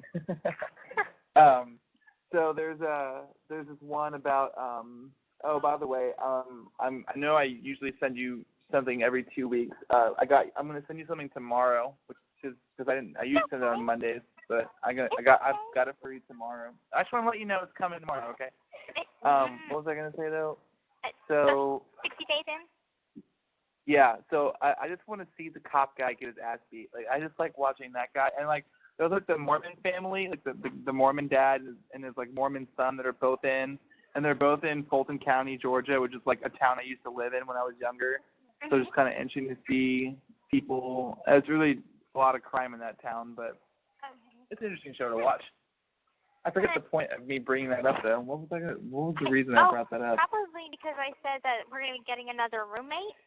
Oh, right. Oh, yeah. And so, like, whenever it shows the female jail, and it shows, like 3 bunk beds in one, or 3 or 4 bunk beds in, like, one room. And, like, I think, like, the first couple episodes, it's all, like, sexual harassment. Like, whenever, like, a new girl comes in, they're always like, damn, you sexy. Like, look at you. We want to come lay in my bed and shit. And I'm just like, I wonder if that's what it's like with Gypsy, like, at where she's at, if that shit happens in there. It's like, for me, I'm kind of reserved. Like, everyone knows I'm straight, and everybody knows about you. So they don't try to like hook me up with girlfriends or anything. Cause yeah, I have your pictures up on my locker. You're the only one I write, and people might like say, Gypsy, you should get a girlfriend or whatever. I'm like, I don't do the whole girlfriend thing. And besides, I got Superman, so I'm good. And I'm like I tell them straight up, I can't do the whole girlfriend thing. Sitting out in the day room and just like staring into each other's eyes, like I don't do that shit. Like I'll do that with Ken, but I won't do that with like a chick. I won't. Yeah, because if you guys get caught like even like kissing each other or like holding someone's hand, like that's like a violation, right? Yeah, that's a sexual. Yeah, you'll go to the hole for that. So. Yeah, I wonder how many girls have sex in there and just get away with it. I wonder how they get away with it. Because I'm sure it happens. I have been in the room and been a lookout for someone. Like I sat on top of the locker and looked out for these two while they just was like full on going at it. Wow. So I mean, as long as you have a lookout, it's fine. But yeah, biscuits and gravy. Hey, Gypsy, come join us. Actually. No, thanks. I'll give you some biscuits. Yeah, that's been so long ago. No. I mean, it's like in county. I had the one. What if you woke up? What if you woke up next tomorrow and like they were installing that 5th bed in your room, and then they're like, yeah, your new roommate's gonna be here tonight, and then like your new roommate gets there and it's that same chick from from the story. Oh, hey, Gypsy. I mean, like, okay, so let me switch gears. Okay, so there's a woman on my wing that she was on a different house, and a girl that I was in county with, she was there for the whole biscuits and gravy incident when that went down. Like she heard about it. So whenever she came here, she started telling people about it. Anyway, this woman comes up to me and is like, hey, I heard you like big black women, and I was wondering if you wanted a girlfriend. Because I'm pretty good at, biscuits and gravy, wink, wink. And I'm like, wow. I'm like, I don't know what you're talking about, and don't believe everything you hear. And so I walked away, and I'm like, Tara. Oh shit. And then, that wasn't even the half of it. Like, okay, so. There was a darker side to what had happened besides the biscuits and gravy incident.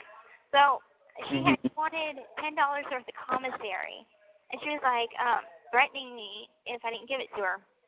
And so anyway, like my roommate said, well, you should call Priya on her before she calls it on you because that would look bad on your case. And I'm like, okay. So I called a Priya on her. And it's a false Priya. I didn't know how serious it was at the time. And because people were calling Priya on people, and What the hell is that? Prison Rape Elimination Act. And it's basically you're charging them with rape, like you're claiming rape. And I didn't know it was that fucking serious because people were calling Priya on each other left and right, and nothing was done to them. Like they didn't get charged or anything. Well, anyway. So I called Priya on her, and she got taken to the hole, and I had to write this statement of what had happened. And so I was like, she had stuck her tongue in my vagina, and I was just like, they were like, be as graphic as you can. So I was like trying to explain what had happened. And so anyway, then I took it back. I'm like, no, it was consensual. My roommate said that I should call Priya on her, blah, blah, blah. I told the truth. And so anyway, they dropped everything. She got released out of the hole. And I just signed a form saying it was consensual. Anyway, Mike comes over the next day and is like, what the fuck are you doing calling Priya a false fucking Priya? Like, he knew about it. And I'm like, oh my God, I was humiliated. Like, it's one thing for like 2 pods to find out, but then your lawyer comes. He read that statement. He read that statement, and I'm like, fuck no. And yeah, he grilled me hard about it. And so I'm like, you know what, I'll straighten up my act. I'm sorry. And so after all of that, my case wraps up, and I'm like, I was telling him something, and I'm like, you know what, that's just not my thing. And he said, well, apparently being a lesbian ain't your thing either. I said, we're going to forget about that, okay? Oh, fuck, Mike. Oh, gosh. Oh, that's back when I was wild and crazy. So whenever I had told you, when I told you I was going to hole last night and, like, messing around with you, and you're like, I believe it. Well, like, I fucking believe it. Maybe I was that wild before, but I've gained some maturity now, and I'm just like, I'm not that way anymore. I'm not going to do anything crazy again, because I realize that where I'm at. So I'm like, crazy behavior. I mean, the only thing that's crazy about you is, now is just some of your fetishes. Got some weird ones, and I wrote back to you about one of them, and I was just like, Gypsy, that's just all you. I don't know if I could get into that one. It's not. What, my urine so fetish? Weird. I can't. Yeah, that's not gonna happen. Not for me. I cannot do that. It's not that weird. It's a little bit weird. I think there's like steps. There's like steps and fuck. Okay, so it's like just regular, like consensual, obviously consensual. There's like just regular like missionary, and then like, different positions, things go up, and then it's like the next biggest step is like, okay, I'm gonna fuck you in your ass now. That's like the next step. And then like about 3 steps. No. I'm not saying me and you. I'm just saying like this is like a normal outline. It's a normal guideline. And then like maybe like 5 steps ahead of that is like what the urine fetish. That's just like way down the road, like around the corner, make a U-turn, take a right the next block, like way down the road. Like it's not that weird. Like, I don't know, like I was watching something on TV, and I forgot what it was, but then I was just like, or maybe it was something my roommate said, and we're talking about, I had made me a new soda, and I had poured some ice in my cup, but it still had like a little bit of old soda, so I had just poured the remaining old soda in the pitcher of water, and it made the water look like piss. And so someone was like, hey, you want to drink the piss water? And I was like, I'll drink it. It's a turn on for me. Oh God. Like, hell no. I'm like, I don't know. I mean, people have weird fetishes. Some people have, like, blood fetish, where seeing blood turns them on. I mean, that's not one of mine, but, I mean, people have different fetishes. No, I know. I'm just fucking with you. Like, it's not that crazy. It's just not something it's just that like way down the line. Not something that gets me going, but we all have ours. Like, I mean, I have my weird ones too, but yours it's okay. aren't that weird. I think they're pretty normal. Pretty normal? Okay. Well, now I feel boring. Now I gotta take a No. What I want. It's far from boring. Though I'm still very curious about, like, whenever you had got me last night about the whole love child thingy, I thought that's the thing that you had wanted to tell me in person. So I was like, after that, I was like, I was going to ask you, like, is that what you wanted to tell me in person? That you have a love child? Oh my God! If I had a love child, I would. I don't know.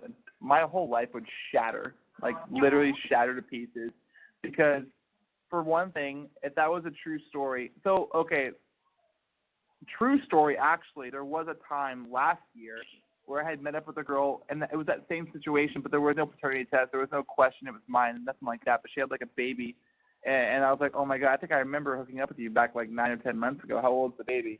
And she was like, oh no, it's not yours. And I was like, okay, perfect. And everything was fine. But I just remember, like, you know, I would think about the alternative, like, what if it was? Like, first of all, this is the last fucking girl in the entire world I ever want to have a child with. Second of all, if I did, basically my move to Kansas City would be over. I couldn't do that anymore because now I would have to – I'm not the kind of person who could just be like, okay, I'm not going to help you take care of the child. Like, fuck you, I'm still moving. Like, I would have to, like, be involved and, like, force myself to, like, be around this person and my baby. Like, my baby's my baby, but, like, the mother, like, I don't want to be around. Like, you know, I don't know. So it would just – that would shatter. I feel like you would probably resent me. And then I wouldn't resent you. I know that there would be, like you just said, like, responsibility, and you would have to be and it would just overwhelm my life. Overwhelm my life. Like, my life is no longer about me and what I want now. It's about this fucking child. So, like, me having a child right now would just literally fucking crush me. Yeah. So, thank God that's not going to happen. Anyway. Yeah. So.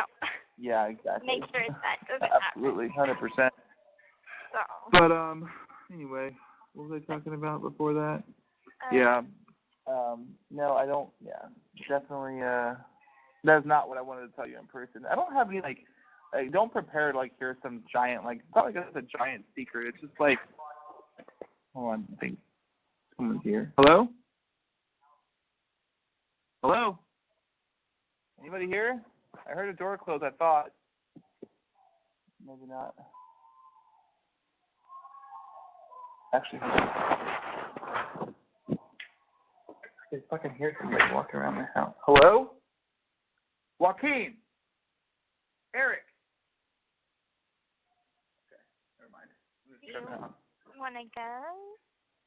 No, I don't want to go. I'm sure it's just a fucking cat, like, making some noise somewhere, and I just always, like, hear that and just freak out. Okay. Yeah, we're good. Well, I mean, I was thinking it was like some maybe like big secret or something, like something epic. No. What would be epic? I have AIDS. So I already know that. Yeah, I could make it. No. Hmm. No, it's not a big secret. It's just like it's just more of like there are just certain things I'd rather just tell you in person, like when I like tell you like my life story again, or like tell you like what I want out of life, even though you already know most of these answers. Just like when I tell you them in person, I can give you a more defined answer than like in a letter. You know, a letter's just kind of like an outline or like a brief summary, but like in person, you're going to hear a lot more. And there are just certain things I'd rather just tell you to your face than just like tell you on the phone, because then I would be like all nervous, like hanging up, like, oh fuck, is she this, that, you know what I mean? I don't know. So I'd rather just tell you in person. I have to be 100% honest with you about something, and this is serious. Like, for the last couple of conversations, ever since I was in that funk, and I know you told me that I was just in my head and stuff, but I would get off the phone feeling like I don't know, like I made you feel, I don't know, somehow uncomfortable with maybe some of the things that I was saying. Like when I told you about the creepy letter that I got, like I just didn't want you to think that, like, I don't know, I'm going behind your back or anything like that, like talking to a bunch of guys. No.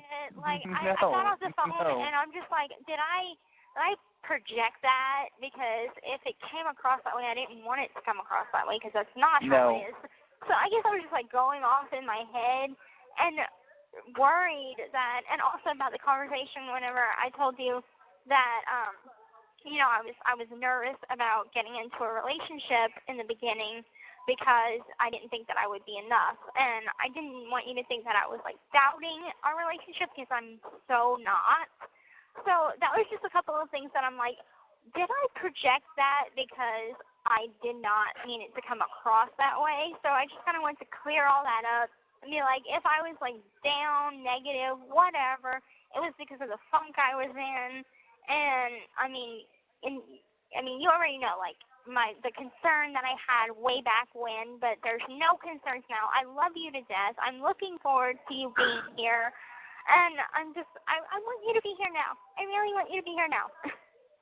Yeah, well, okay, so first of all, like, you're completely just in your own head, and I hate to tell you that, but that's literally the answer to this. It's like, there was not one time where I hung up and I was like, is she talking to somebody else, or does she doubt this? I mean, I know I asked you that yesterday, and that's only because you said that at one point. So I just wanted to kind of like hear your full answer as to like why you're feeling that way, and to like reassure you that basically everything you just said is wrong, because even though you might feel that something's not enough or something like that, it's just you thinking that it's not true at all, and I could give you 100 reasons why, and I did. And then hearing the letters to the other guys, is like, just because I hear a male name doesn't make me like fucking, oh my god, I'm like jealous. Like, no, I'm not like that. I don't get petty over things like that. In fact, like I said, I encourage you to write people more. Obviously people who are friendly and like that you get a good feeling about, and that your mom gets a good feeling about. And then I'm happy when you ask me so I can give you my opinion also. Like healthy people that are going to bring a positive energy to your life. Yes, I'm okay with you writing anybody in that sense. So there's always that. I'm never going to get upset about that. But like, so yeah. So there was definitely nothing uncomfortable on my side. Sometimes my voice might seem that way, but it's not the case. And you can always just like tell me right there, like, yeah. Well, I wanted to be honest with you and up forth, and like I want to keep you in the loop about everything. Like, day before yesterday, I had quickly called Sebastian to wish him a happy birthday because it was his birthday yesterday, and I just want to keep you in the loop about things that I do because I don't want. Okay, now that is not okay. I do not want you to be in contact with anybody who is an ex of yours. That upsets me. Okay. I'm just well, kidding. Then I won't. I'm just kidding. Oh my god. I'm just kidding. Oh my god, Gypsy, I'm totally kidding. That is totally okay. I'm so happy. Oh my god.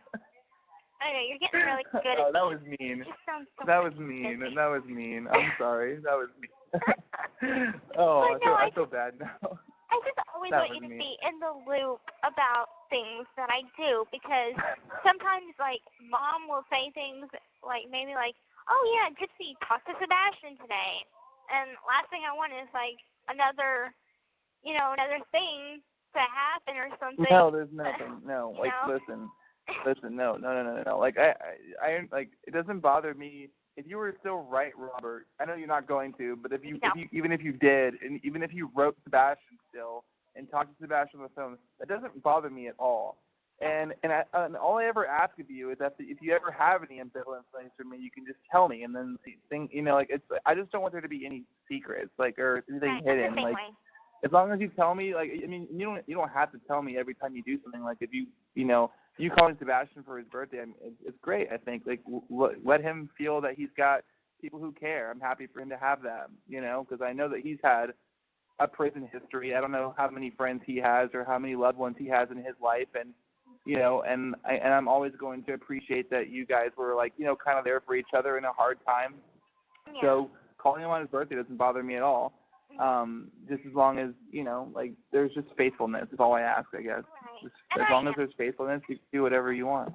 I am, because I'm like, I had told Mom that I'm like, the only person that I write to on a daily basis, well, on a weekly basis, is Ken. Like, I don't write anyone else, and even though I'm getting a lot, and I have gotten a lot of letters from guys from other prisons or whatever, but it's that whole thing of like, okay, they just want to hook up with me because they see me on TV. It's not like they know me. They don't, right. My looks or whatever, or how my hair looks or how my makeup looks, whatever attracted them to me to begin with, that shouldn't be the important thing. Like, you and I built an attraction over time, not on looks. like, the first letter that you ever sent me, I didn't know what you look like, you know? Mhm. And Right. so, but, like, from that first letter, there was a pull of attraction. And I didn't know that it was that kind of attraction at first. I just saw it as there was an attraction to your personality. And so that was the very first thing. And then, you know, your looks came second. So it's like, that's how I want someone to feel about me. Like, I want someone to feel a strong pull to my personality, not my looks. And that seems what everyone else is doing, is just, like, looking at my looks. And it's like, hey, babe, you want to hook up, whatever? I'm like, ew, no, I'm a lady. Okay, and that's not how you talk to me. And I ain't your baby. Oh, God. You know? Oh, you just became like 100 times sexier just by saying that. But yeah, keep going. And so, you know, the way I feel about it is like the only one that can call me baby is you, for real. So that's how I feel about it. Well, I just want to say that I fucking love you so much, and I totally agree. I mean, like, it's everything that you just said is the exact same for me. It's like, when I first wrote you, it wasn't because I thought you were like, you know, oh, she's hot, let me just write her a letter, and like, hopefully something happens from that. Like, it wasn't like that at all. And I think it took like months and months and months and months of like us recognizing how comfortable and compatible with each other that we are, and then me coming to see you for the first time. That was when I broke. That was when I broke officially, and that was, I think, like 4 months after I'd written you your first letter. Yeah, it was about 4 months later. You know, and I could never turn back and forget about that. Like, you'll never leave.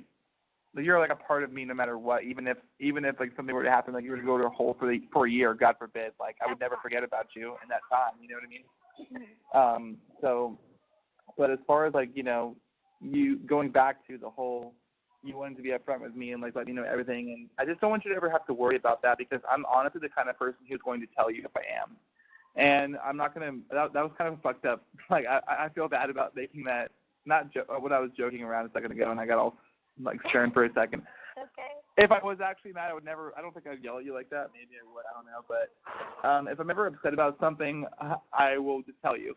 I'm not really like reserved when it comes to, I usually am at first, but I think that we've kind of walked like way past that stage where I'm not going to be like reserved about my feelings or like, you know, hiding from you. So if anything ever happens that makes me feel a certain way, or if I'm uncomfortable with this or that, I'm just going to tell you about it. I'm going to say, look, I don't think that's okay. That's not cool, et cetera, et cetera.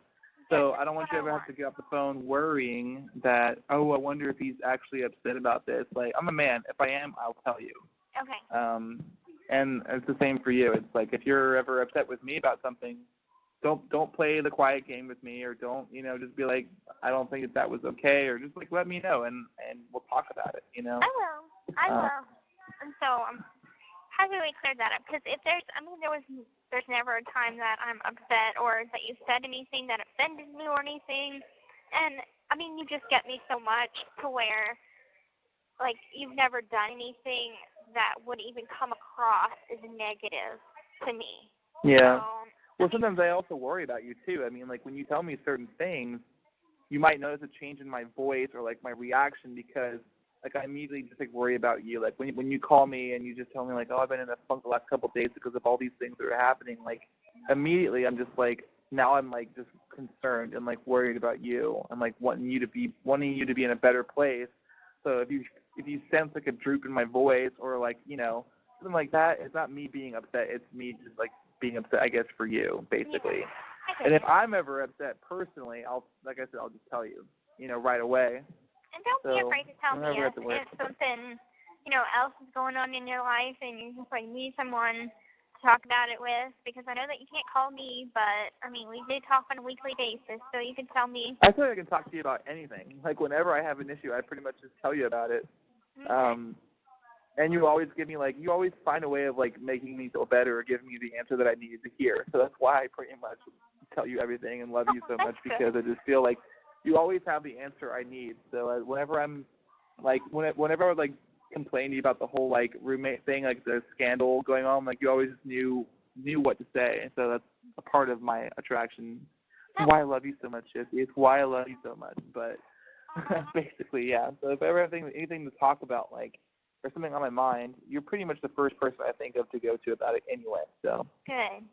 Good. I hope to be. It'll always be like that. Yeah. We're both going to have to vent to each other in the next, like, once I'm living there, and, like, when we have hard weeks, we're just going to, like, spend our 8 hours just venting our shit to each other. Like, it's going to be a thing. They're like, how was your work day? Oh, it sucked. How was yours? It sucked. Yeah. My boss being We're going to be all negative with each other, and we're going to love it.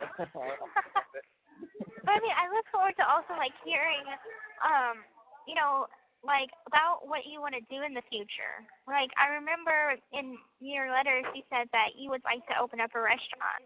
You know, I would love to know, like, what kind. You know, what kind of food do you want to make? You know, big restaurant, small restaurant, I or would do you just want to like, open it up?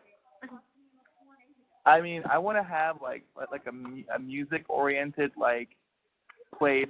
I don't know 1 minute what left. genre. Oh, wait, hold on. I got to call you right back. Right back. Okay. Hold that thought. The caller has hung up. Hello, this is a free call from Gypsy Blanchard. An offender at the Chillicothe Correctional Center. This call is from a correctional facility and may be monitored and recorded. To accept this free call, press 1. To refuse this free call, thank you for using Securus. You may start the conversation now. Okay, I'm back. Sorry. Okay, good. All right. Why does time just go by so fucking fast with you? I don't know. An hour and 40 minutes. I don't know that. Call. That was like the 100-minute mark, and it was telling me that you have 1 minute left, even though it was like 1,000 something minutes. I hear that too. I hear that on my end too. Okay. Yeah, you have 1 minute left. Yeah, I hear that too. Hey, But you sounded just like her. You have very good mimicking skills. Very good mimicking skills? Okay. Yeah. Sensei, like, I was doing an Oprah impression where the commercial where she's like, I love bread. And I was like, I could do a perfect Oprah impression. I love bread. And my roommate was like, wow, that's uncanny. She was being sarcastic. But anyway, that's your restaurant. Yeah. Oh, yeah. What was I saying? Okay, so basically I would want to have, like, a restaurant, but it's mostly focused on the bar, and, like, this is what I do. I'm really good at what I do, which is, I know people can just, like, shake their head, like, oh, you just bartend. Well, it's much more than that. Like, I can create cocktails on a whim. I know what flavors go best with what flavors. I know hundreds of different spirits, hundreds of different liquors, hundreds of different, like, beer flavors, and, like, beer types and wine flavors and regions and counties, and, you know, what pairs best with this food, what drink to have with your steak, what drink to have with this type of fish, things like that. I'm really good at that. So I could focus on that kind of element in a restaurant, but also have, like, a music theme to it, and not like, and it'd be kind of different depending on what day of the week it is, or like what's going on in town. But like, we can have like live musicians come play. It could be like jazz, like centered around jazz one night. Have like a piano player and like a saxophone player, and like make Louisiana style cocktails, because that's like Louisiana thing with jazz thing, you know. And like that's my dream, as like, and like owning this place, like me and my family, we all work there. You know, like that's what I envision. I would love to do that. As far as getting there, it's a process of like saving enough money to do it, getting a business degree, which I have to go to school for, and partnering up with the right people. But study. What? Gotta get that GED. Yeah. Start studying for it. Yeah, I know. I'm so happy to have you on my back about that too. Yeah, I'm definitely gonna be on your back with that. Hey, whenever you start to come visit me, I'm definitely gonna, even if it's a fucking pencil and a fucking coloring page on the back, I'm gonna teach you some stuff. Okay, well, I'll do the same for you. We'll teach each other. We'll work with each other. That's what I'm excited for. So I'm sure there's a lot of shit that I can teach you also. But I know there's stuff you can teach me. Yeah. Yeah. So, babe, I just want you now. I just want to fucking come now. I'm on booking my flight right now. I just want to select tomorrow's date and not next month's date. Me too. So freaking bad. But, okay, I think it's like 20 days till, is it 20 days until March 1st? Let's see. What's today, the 9th? 14, 15, 16, 17, 18, 19. Yeah, about 19 days. Yeah. 19 days, it'll be March, and then soon after that, we can have our visit. That's it. Once I see an 03 in the date, like it's it. That's it. Over. Basically over. It'll be perfect. All right. So let's figure this out because I'm looking at this right now. I'm just kind of curious. I'm wondering do you think it's a dangerous idea to book the trip for the 23rd, 24th? I feel like the 16th, the 17th, and the 18th. That's just too dangerous. It's too much of a gamble. Like right, they may not approve it by then. Right. That I think that. But I'm also kind of nervous about the 23rd also because I feel like that could also be the same case. Like if it took 2 weeks last time, who's to say that it won't take 2 weeks again? It could. It may not, but it also could. Right. So it makes me nervous about that also. So I don't know if I should just do the 30th, the 31st, and the 1st of April as just to be the safest. Because if I book it now, it saves the most money. If I book it when you tell me, it's like a lot more money to do it. So I don't know what's the smartest. I think the smartest day is the 30th. But I hate saying that because it's more than a month away now. Right. We're no longer a month away. Now it's a month and some change again. You know? It's almost 2 months, basically. It's almost it's a month and 3 weeks.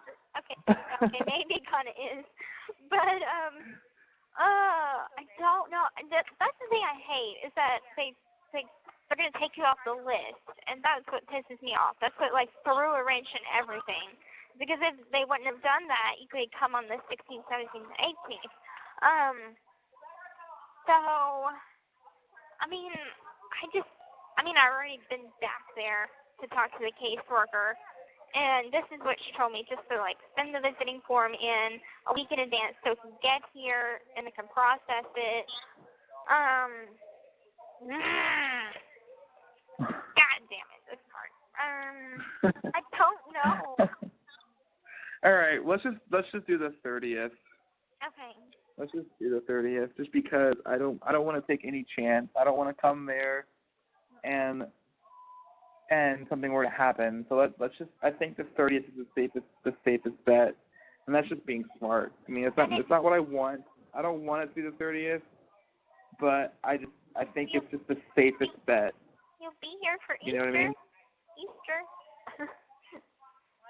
Will I be here for Easter? When is Easter? Easter's on April 1st. Is it? April Fool's Day is Easter this year? Yeah. Oh, God. What are you going to do to me for April Fool's Day? Oh, no. No, I won't fuck with you. Gypsy. No. What I'm going to do is I'm going to be like, you come visit me, I'll be like, come to visit me. And then I'll be like, I got some bad news. I'm breaking up with you. Oh, that's not a good April Fool's Day joke. No. I couldn't even be convinced. Well, I'd be like, well, you know what? At least I thank you for doing it in person. I thank you for telling me in person. Oh my God. So I can tell you how much I think you. So I can actually tell you how much I think you suck and how much I hated you from the beginning. Oh. All right. All right. That's not funny. Okay. So, all right. What about this? Whenever you get approved again, going back to if you want to move or come to visit me at the same time, or come to visit me then move, because by then it'll be almost April. It'll be like April. Well, it's a good point. Let me see what the prices are from April 30th. I'm sorry, March 30th. March 30th through. So I would come in on a Thursday, I'm sure. I would come in on that Thursday, and then I would leave. Why can't I select my fucking leave day? Come in on the 29th, and then leave. It won't let me do it. Plus 3 days? Okay.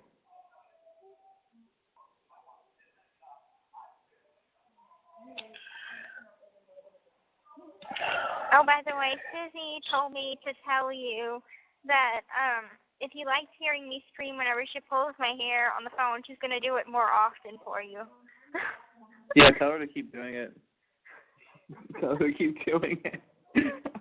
Tell Susie to call me, and I want to tell her the things I want her to do to you while we're on the phone, so I can get. Oh, that sounds kinky. Yeah. Don't get too handsy, Susie, but I want you to do this. It's not even that much. It's like $280. It's so fucking cheap. Is that really how cheap it is for a round trip ticket? Jesus. Yeah, it's only $280, and they're all one-way tickets. That's like amazing. That's like half as much as it was when I came to see you in September. Okay, so that's the March 30th. And I'm sure it's cheaper even for the March 23rd, but maybe I'll just leave it alone for now, and we'll figure it out later. As far as like, I want to come as soon as I can. So if I can come on the 23rd, I want to be there on the 23rd. I don't want to wait an extra week. Right. But I want to know who is it that like approves the visiting, which I'm sure my roommate will know because she's been here for like the last 12 years, so she has a good handle on how things are processed. What I want to know is, she's 12 years. What is she in there for? I never asked her that, but she's been here before this prison was built. Like, she was in the old Chillicothe prison, and this is the new Chillicothe prison, so she was in the old one. So she's been here a hot minute, and but she's very knowledgeable about how these things work. And I want to know, is it the caseworker that approves visiting? Is it the unit manager, which they call the FUM, F-U-M, or is it the warden? Because that's something I want to know. Because if I could just speak to the unit manager and ask her, I can even drop her a note, and ask her, if you send in the visiting form, can it be processed by this date because I have an upcoming visit? So I'm going to work on things on my end and see what can be done, if I can speed it up more, and let you know. Okay, perfect. Hey, I mean, as soon as I have an estimation on because there's no reason it's going to be denied. I haven't been arrested since. No, you haven't been in prison. You haven't been arrested. You're not on parole or not on probation, and you were approved before. Oh shit! There probation counts? Is there something I should know? Probation counts? Yep, probation counts. Oh fuck. Why? I'm just kidding. If I could hit you with this goddamn phone, I'd hit you right now. No, we're good. Nothing happened. I was thinking about that traffic ticket or that traffic thing you had going on. I was like, why? Well, actually, so it's not probation, but I had what was called a ticket deferral, which basically means that I have to be good for 1 year, and then they drop the case. But it's a traffic ticket, and it's I'm pretty sure March 1st is the end of the year. It was March. Yeah, it was March 1st last year. So March. As long as you don't have any warrant for your arrest. But I was on that deferral when I came to see you in September, so it wasn't even. It doesn't even. Yeah. It doesn't matter. No. Okay. I had no warrant for my arrest. No, we're good.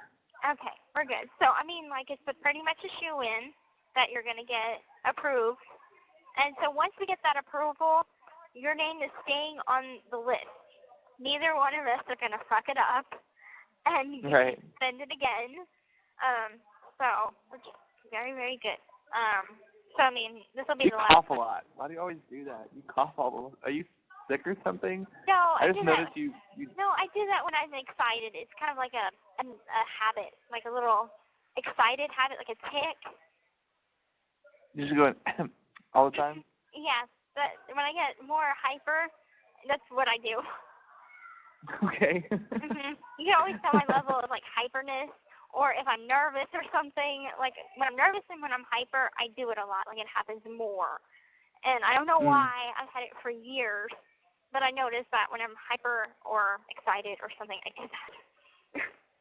It drove my roommate insane because I'm like, she had flipped out on me. I want to say a year ago, and she thought that I was doing it to get her attention. Because some people, I guess, they'll do the weird shit to get other roommates' attention. And I had to explain to her, I'm like, no, I do that when I'm excited or hyper or nervous, and it's not something that I can control. I'm thinking it might have something to do with when I had my salivary glands removed, because I don't remember having it before that. That's what I was thinking. You know, like I've always wondered that's literally what I was thinking when I asked the question. I was like, I wondered if it has to do with that, because I noticed you also drink a lot of fluids when you're on a long conversation. I still produce saliva. I still have the two that's by like your nasal cavity area. There's two that's like in your throat, and there's two that is like behind your nasal cavity or whatever. I still have the two that's up inside my head, but I don't have the ones in my throat anymore. But I still produce a normal amount of saliva. I just get thirsty sometimes, especially if I talk a lot, which on the phone I talk a lot to you. I talk too much sometimes. And when I get really, really hyper talking to you, that's whenever I kind of cough a little more. Yeah. And it's not like makes sense. It's just like more like that. Yeah. No, I know. It's like a little, just like a little, chipmunky little cough. Yeah. Yeah. Well, I think you'll notice this a lot when we're in person, because people give me shit for all the time. Is that I have a really huge problem of like shaking my legs when I'm sitting down in a place for too long. Like I just really fast paced, just like shaking my legs either left to right or up and down, and sometimes both legs at the same time. And I think it's called restless leg syndrome. So people will like literally reach under the table and like grab me by my knee and say, "Ken, what is wrong with you? Stop!" And I'm like, I can't. Oh my God, did I ever tell you this one story? I just got reminded of this one story. So, this is such a random thing, but it just reminded me of it. So when The Force Awakens first came out, I saw it in the theaters, and then they had it there's a big Seattle like IMAX theater. There's only one in Seattle. It's a giant one. And I was like, I want to go see it in IMAX just because it'd be much cooler that way. And it was the very last day of the showing. It was like February, I think it was like the day before Valentine's Day. And it was like the very last day of the showing, the very last one. And I went there with my friend John, and we both got our seats. And John went to the bathroom or something. And IMAX theaters, it's hard to describe. I don't know if you've ever been to one, but the seats are very, or at least this one, the seats are very close together, and the rows are very, very long. So it's like, if I had to use the bathroom in the middle of the movie and I was sitting in the center row, I'd have to like walk past like fucking 50 people just to get to the end of the row to go leave. Anyway, so like my seat was in the very, very fucking middle, way in the last row, because I like to sit like further back. I don't like sitting up close. I like sit either like in the middle of the back. And my friend like didn't make it next to me, so he was like way down in the front somewhere. And I'm just sitting next to these people that I don't even know. But we're all like fucking like, packed in like fucking peanuts. Like I couldn't move really. And I start like, the thing is I don't even know that I'm doing it. Like, I have no idea that I'm shaking my leg when I'm doing it. Like it's like a side tick or something. Yeah. And so I start like doing that thing where I start shaking my leg. And the guy next to me just like looks, he turns his head to me, and like I said, we're really packed together. So he turns his head, and his face is like an inch away from mine. Oh, wow. He just looks at me, like this old man. He's like, "Stop shaking your leg." And I was just like, "Oh fuck!" Like I was like shocked just by like how close he was to me. And I was like, "Oh, I'm sorry." And then like I immediately had this like sense of just like anxiety. Like I did not want to be here anymore. I hated this place. I stood up and I turned around and I walked up. I like jumped on top of my chair and like jumped over the auditorium and like walked out the exit that way, and just like left the movie because I couldn't sit there anymore next to this guy. Like I was just like nervous about it. And anyway, I'll never forget that story. Okay. Going to Seattle IMAX and just like pissing people off with my leg shaking syndrome. So while you piss your roommates off, I piss off random strangers at me. So. Okay. Well, it's okay. Anyway. Like stuff like that doesn't bother me. Like I Well, I would hope it wouldn't bother you. I'm just letting you know that that's the thing. I think all people have a thing that they do. They just don't realize it until someone else brings it up to them. And like, God, what the hell? Okay. What was that? Some random chick screaming. But like in prison, Yeah, I've noticed. wait, no, that's. I love how like you just brush that. I love how when things like that happen, you just brush them off like it's an everyday sort of thing. But like when I hear a fucking person screaming in the background, my first thing is just like, what the fuck was that? Well, it's like, I it's know just a that random they're just being, being stupid or whatever, or just screaming because someone else. Oh, they're just like fucking around. Okay. Yeah, they're just fucking around. It would be all bad if there was actually someone like help, help. But back to little tics and habits. Like in here, I've seen a couple of people with the habit of sucking their thumb still, like a baby. And like I was surprised to see how many women do it. And like, growing up, my mother, she had a habit of sucking her thumb at night and whenever she would be asleep. And I mean, that was like her thing. And like some people have like a blanket thing that they use for comfort or whatever. And I already told you about my whole, baby bottle situation. My point being that you never know what somebody's like little habit is until it gets brought up to them, because it might be like, they won't even know that they have it.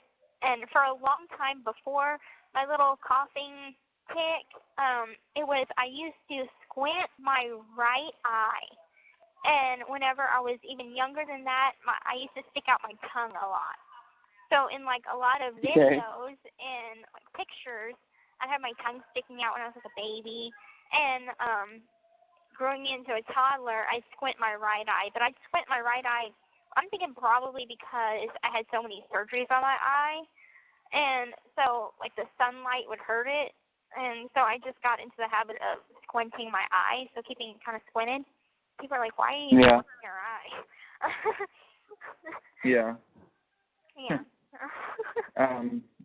I mean, as far as like weird things about me that I'm sure you'll notice is that my right eye, so when you're looking at me, it's my left eye, but for me it's my right eye and my left eye. My right eye is somewhat lazy sometimes. Like my eyelid kind of just like is not all the way up. Not really like dramatic, but like these are things I noticed about myself.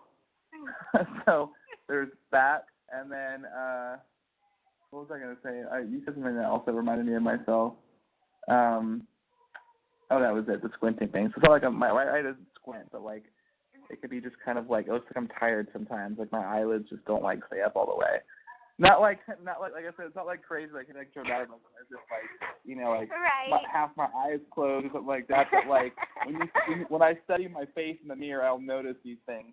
But when I tell other people, they just go, "Oh, you're crazy. That's just that's just you. That's just you in your own head or something like that." But yeah, it could be, because I didn't notice anything. And like for me, I'll notice, from having all those surgeries and wearing glasses for so long, I'm still not even 100% sure I needed the glasses. Though I know like I have better vision in my left eye than my right eye, because in my left eye I have 20/20 vision. In my right eye, I can see, but I cannot, read with that eye. I can't make out certain like details. I can't see details, so I don't have that. What surgeries did you have on your eye? Eye muscle surgeries is like when I was a baby, and all through my life I've had a lazy right eye, and so every 7 years or so, I'd have eye muscle surgery to tighten the muscle to put it back straight. And the glasses help a certain lens, the power of the lens, puts it back and like keeps it straight without needing surgery. And so anyway, like every 7 years, I'd have that surgery because it would either cross in or cross out. Then the last time I had that surgery, it was, I think, in 2011, and it was crossing out, so they brought it more in. And so like your eyeball itself, like they were aligned, one would look like cross-eyed, basically. Yeah, basically, yeah. And Okay. it's been such a big insecurity for me. Like, if you'll notice in a lot of my pictures, I'll have my hair over my right eye because I'm just not happy with it not being completely dead on straight. And so it's an insecurity. I never noticed that before. Yeah. I've looked at tons of pictures of you, recent ones and prior ones. Recent ones, it's gotten a lot better. Like the Christmas pictures that I took, with my hair straight by the Christmas tree, like that my eyes are straight, and I noticed that, and I like that picture. But a lot of other times, I kept my hair, like I'll have a string of hair across my eye to cover it up. But I mean, I haven't worn my glasses in so long that I guess it kind of trained itself to maybe straighten back. And I also noticed whenever I was getting high on Vicodin, it would make it cross in or cross out even more. And so now that I'm not doing that anymore, perhaps that could be another factor to keeping it straight. I don't know.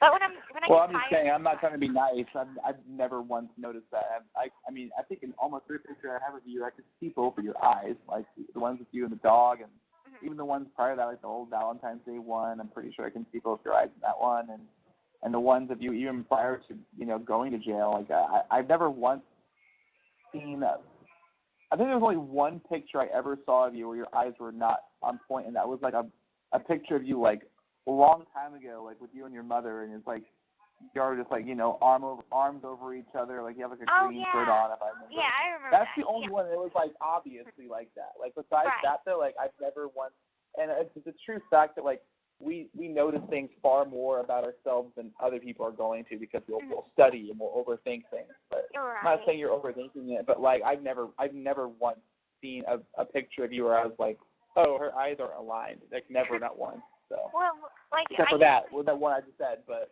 yeah. I usually make sure like the pictures that I send to Mom and stuff, like it has to meet my approval before, and I'm like, I'm not, and I have like actually thrown some pictures of me away that they came back, and I'm like, my eyes weren't straight.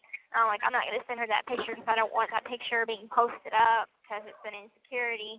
And so I mean, usually I'm like this picky about everything. And but I mean, it's gotten better now. So, but it still kind of happens sometimes when I get really tired, and I will have to put back on my glasses because I'm like getting tired-eyed, and I'm like I just need to focus a little better. Do you still have your glasses? I still have my glasses, not the big geeky ones that my mom made me wear.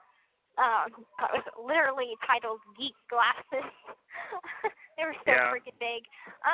But Mom well, they serve a purpose, like, I mean, like, if you need them medically, then who cares, Like, yeah, well, I got different frames now, because like, the ones that you were wearing in your first contact visit with your mom and dad, I don't know if you remember the glasses you were wearing that day, because you haven't seen your documentary, but those are the ones that, they're like the big ones. That's the last time I've ever seen, like, footage or pictures of you wearing glasses was in that first contact visit that was in the HBO documentary, and you're wearing like those, like they're like completely clear on both, but it's like they're kind of like gogglish, I guess, but it's like clear on all sides. Yeah, that's the ones that I had. That's the ones that I still have, because Dad had paid for me to get an eye exam while I was still in county, and they took me out of the jail, shackled and everything, to this place called Optiland, and they had a bunch of frames, and anyway, he paid for the glasses. And I had explained to the doctor that I'm like, I wore glasses before. This is what's going on. People still are like completely shocked, and they don't know what to say whenever I tell them the whole situation. They really don't know what to say. And so, but I had the eye exam, got the glasses, and before that, like some of the pictures from me having court. Those are actually my mother's reading glasses that Dad thought they were. Yeah, the purple ones. That they got those thinking that it was mine, and it was actually Mom's.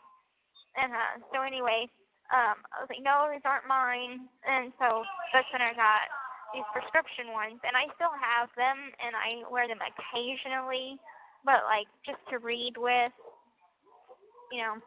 Mm-hmm. I got you. Well, I have perfect vision, so you can always count on that from me. If either of us are driving, I'll drive so that, something doesn't happen. I'm just kidding. Well, okay, that brings me to a completely different subject. I remember, I forgot what it was for, but I remember it was for maybe like a football game or something. Maybe it was for the Saints game that you were watching with your friends. Did you drive home drunk? If you did, I'm gonna kill you. So that's like one thing that I was thinking about like at the beginning of this year, and it's about how many times I've gotten away driving after I've been drinking before, and it's something that I can't do anymore, and it's something that I'm not proud of it, but yeah, I did, and I'm not gonna do that anymore because I feel like I've gotten away with so many fucking times, and I don't like using the excuse, well, I'm a good drunk driver. I drive just fine. I have a system where I eyeball the lines and I stick to the lines. I don't swerve and this and that. I can say that all day long, but I'm definitely a lot more reckless when I'm driving like that. Like I speed and like I put music on super fucking loud, like roll the windows down, and, smoke a cigarette while I'm driving, and like, well, like if I pull up to my next thing, like look at him and like point at him and like. I'm fucking ridiculous. I can be that way, and it's like it's just not something that I can. It's like a DUI is a huge fucking deal, and it's like. And that would stop you from coming to see me too, if you would. Would it? They don't let you in for DUI if you have a DUI. Yeah. Well, totally. Yeah. Anything to do with like the law or whatever. I'm sure a traffic ticket I can't talk. A traffic ticket won't count. But something, a DUI, that's serious. And, that's something that kind of caught my attention, and I had been forgetting every time I talked to you to bring it up. But I was like, I remember you telling me that you had a couple of drinks. Well, you were telling me that you were driving back home. And then the next day or whatever, or the next time we talked, you had told me that you were kind of tipsy. And then I was like, was he driving after drinking? And I kept forgetting to ask you about it. Because I have I'm trying to set up a different system. Like, first of all, I don't really go out and drink that much, and I've cut down drinking so much in the last year that it's like I maybe drink once a week now. It's usually only during a sports game or something like that, or if I'm hanging out with somebody that I haven't seen in a long time or whatever. I don't drink all the time. Mostly because I'm trying to be more like active wise. Like I get out and try and go for a run every morning, and like whenever you're drinking, you don't want to do shit. Like you want to just eat shitty fucking junk food and like get fat on a couch and watch fucking like cartoons, not cartoons, but like Family Guy and shit. That's all you want to do when you're fucking drunk.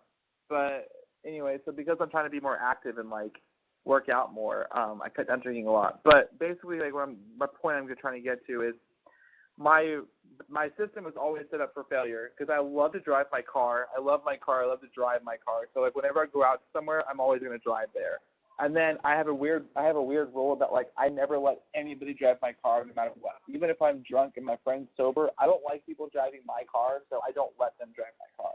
Mm-hmm. And so in order to avoid this shitty circle of bad choices, whenever I want to go out somewhere, just don't drive there. like take I don't know if you know what Uber is, but it's like take an Uber. A taxi. It's like take an Uber, go there that way, or take the bus or something.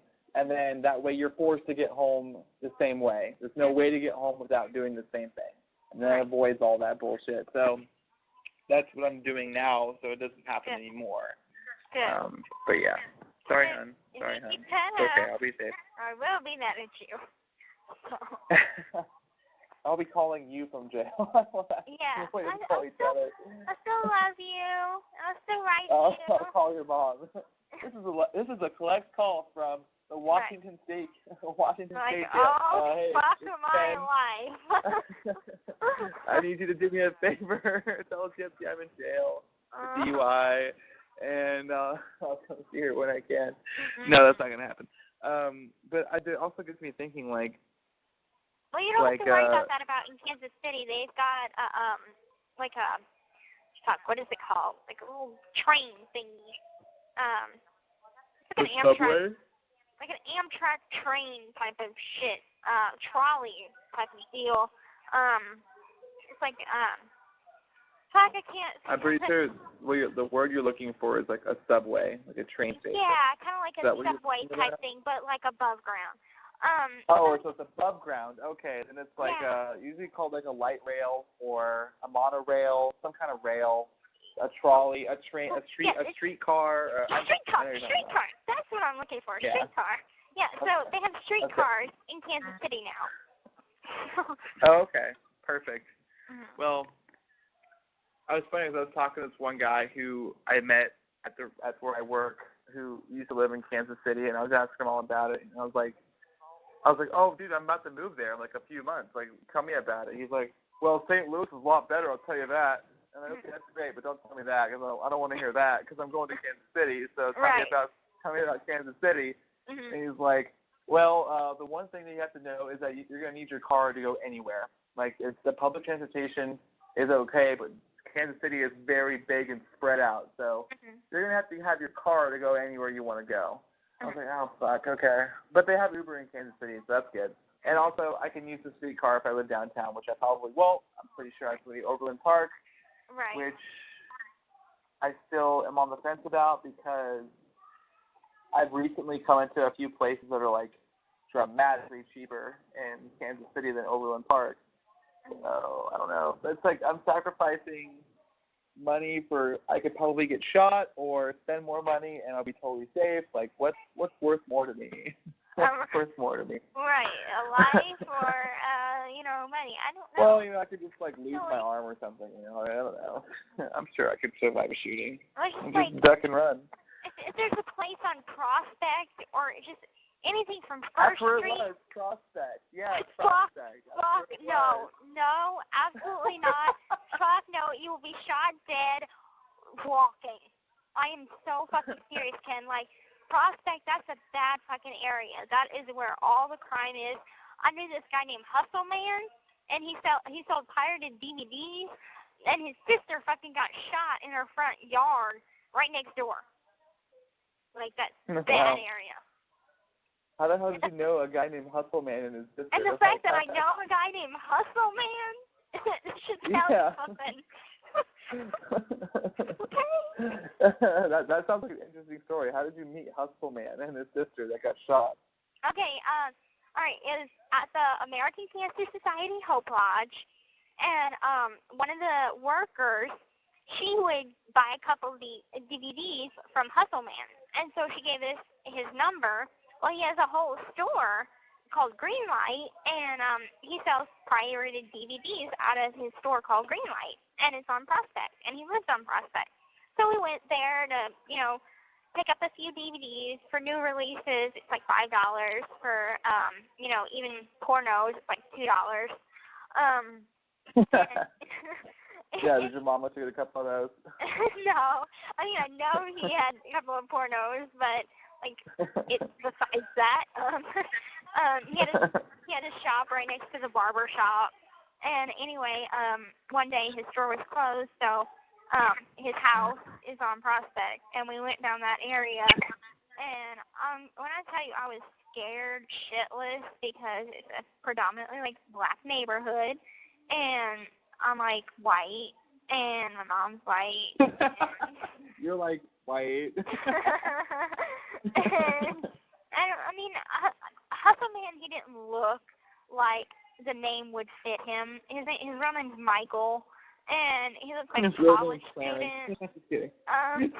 He's probably like 22 years old. Very clean guy. Has a pit bull. But I'm just saying that area is not. Yeah, I have a pit bull. I met this one guy in Atlanta. His name was Thug Nasty McBigum, and Thug Nasty. That's what they call jelly. Love it. Thug Nasty. His real name was Clarence. Wow. So let's rule out the Kansas City on Prospect. Say no. Okay. No. All right. Federal Way then. Mhm. No, I'm just kidding. I don't know yet. I was no Prospect. Okay, that's fine. I don't want to live in a fucking like $500 apartment that has like roaches in it or something. No. I'll figure it out. Whatever it is, it's going to be nice enough to show your parents when they come into town. Like, yeah, this is where I live, so check me out. Oh my God! You didn't take my parents back to your apartment. Well, I'd be like, I don't know. No, I wouldn't take them back to my apartment, but I could see, I could picture. Okay, so this is what I can imagine, and I doubt this will happen right away. It might take a year before your parents would be comfortable enough to even do this. But I know that like when they come to visit you, like it's true for anybody, not just your parents, for anybody, for me even. Like it's always like a budget thing. I get to see how much it's going to cost. I could like, well, if I have a big enough apartment, if I have like a 2-bedroom big enough apartment, I can say, hey. And like I said, it's probably be a while because they don't know me enough yet. But I could say, hey, you can skip the hotel costs and you can take my extra room while you're here to go see her. We can all go see her together, or something like that. I could see that being a thing in the future. So, or is that weird? No, that's not weird. I mean that's Southern hospitality. That's just your Southern boy nature coming out of you. Yeah. What? I feel like that's a pretty okay. Right. I guess I'll take that. This call is from a correctional facility and may be monitored and recorded. But yeah, I can see that. It would convince them to come more. Like, you don't have to worry about spending a couple $100 here because you can just save it by staying at my house. Well, it's not even the technically the cost. I mean, it is the cost. That is one factor of it. But another factor is, Dad is away for so long. Well, I know that. Yeah, I know That's that. another factor. But, I mean, if there's a time that, Mom wants to come just her. By herself, yeah. That's what I was thinking. That would work out. Yeah.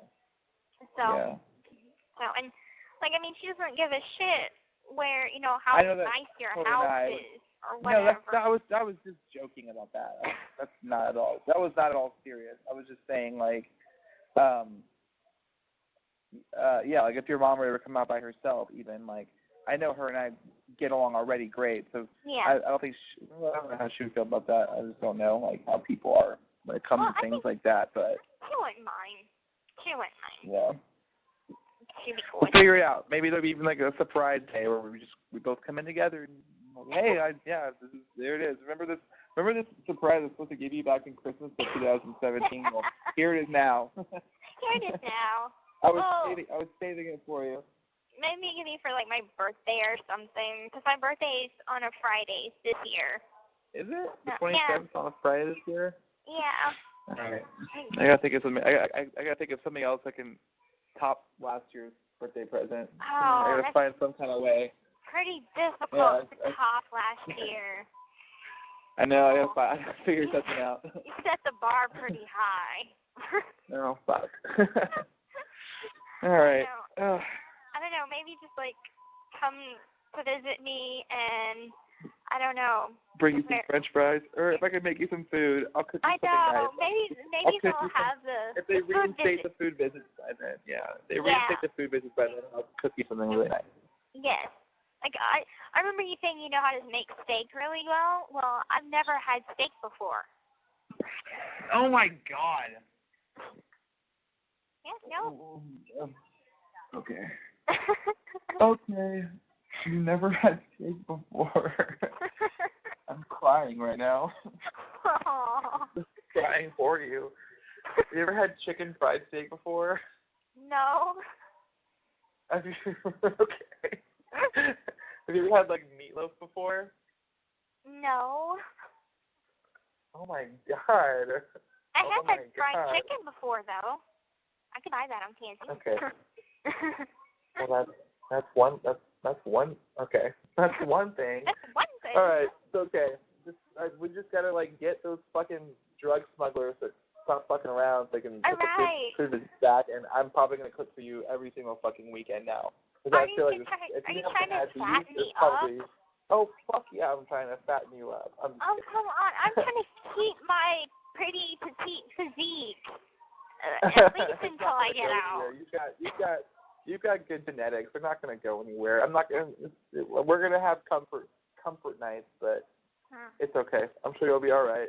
If you get too fat for me, I'll just leave you, so it'll be okay. And then I'll drive your car.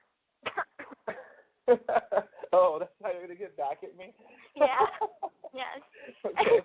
Okay, so me and Mom were talking about football because we're talking about whenever you said that, I guess y'all had talked about you coming, you going down to New Orleans or something. Yeah, there's a Cowboys versus New Orleans game that I'm going to go to. And I told Christy, I was like, that you're going to have to come show me around New Orleans when I get there. And she was like, done. Because she had said something to me earlier about how, whenever we go to Norway to see the Northern Lights, she was like, you better bring me. And I was like, okay, that's fine. I'll bring you with us on the second trip maybe. But no, I'll bring you with us. But when I come to New Orleans this year to watch the Cowboys game, you have to show me around. She was like, deal.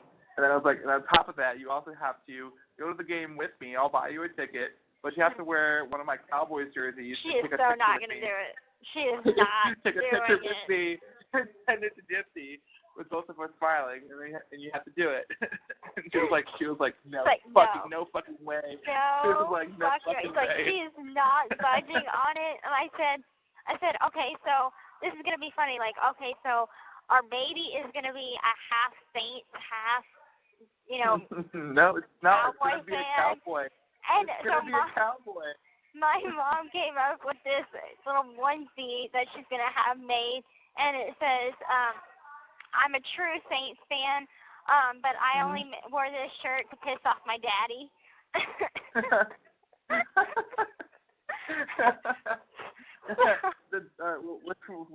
There would be no baby pictures of him wearing it or her wearing it. And it's going to be, if the company ever comes over, it's coming off. And something else is going on.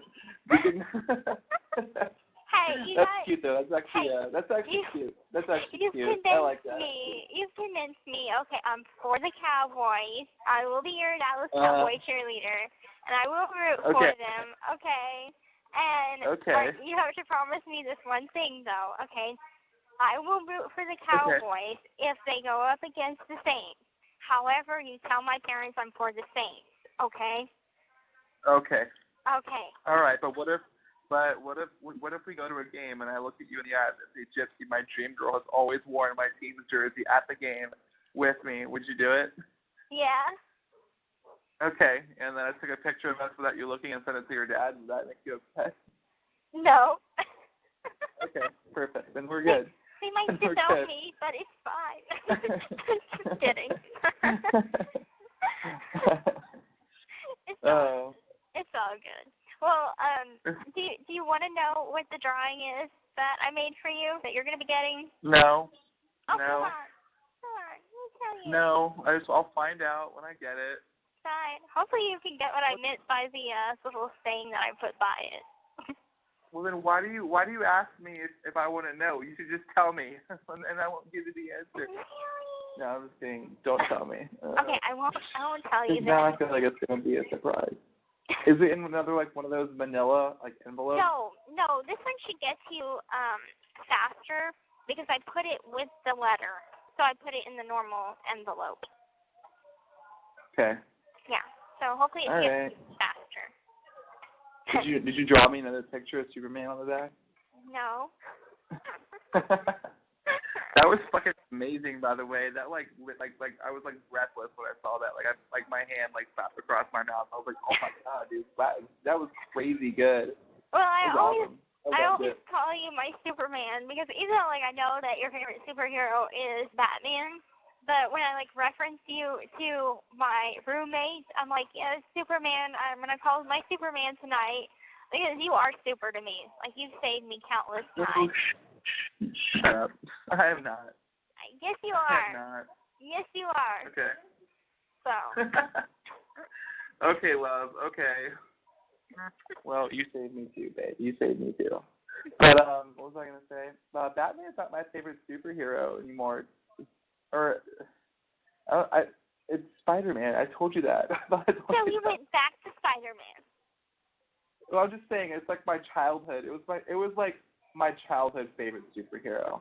In terms of like my favorite, like I think Batman's a lot like probably like, my favorite in the sense that he's like the most badass. But like I think that like as a child growing up, like that was always my favorite like superhero movie. I saw all of them, and I've seen them all a million times as a kid. It was always Spider-Man. I love and Tobey Maguire, not the fucking pretty boy Jeff Garland or not Jeff Garland. Garfield. Andrew Garfield, yeah, not him. Or the new one's actually all right, but Jeff, not Jeff.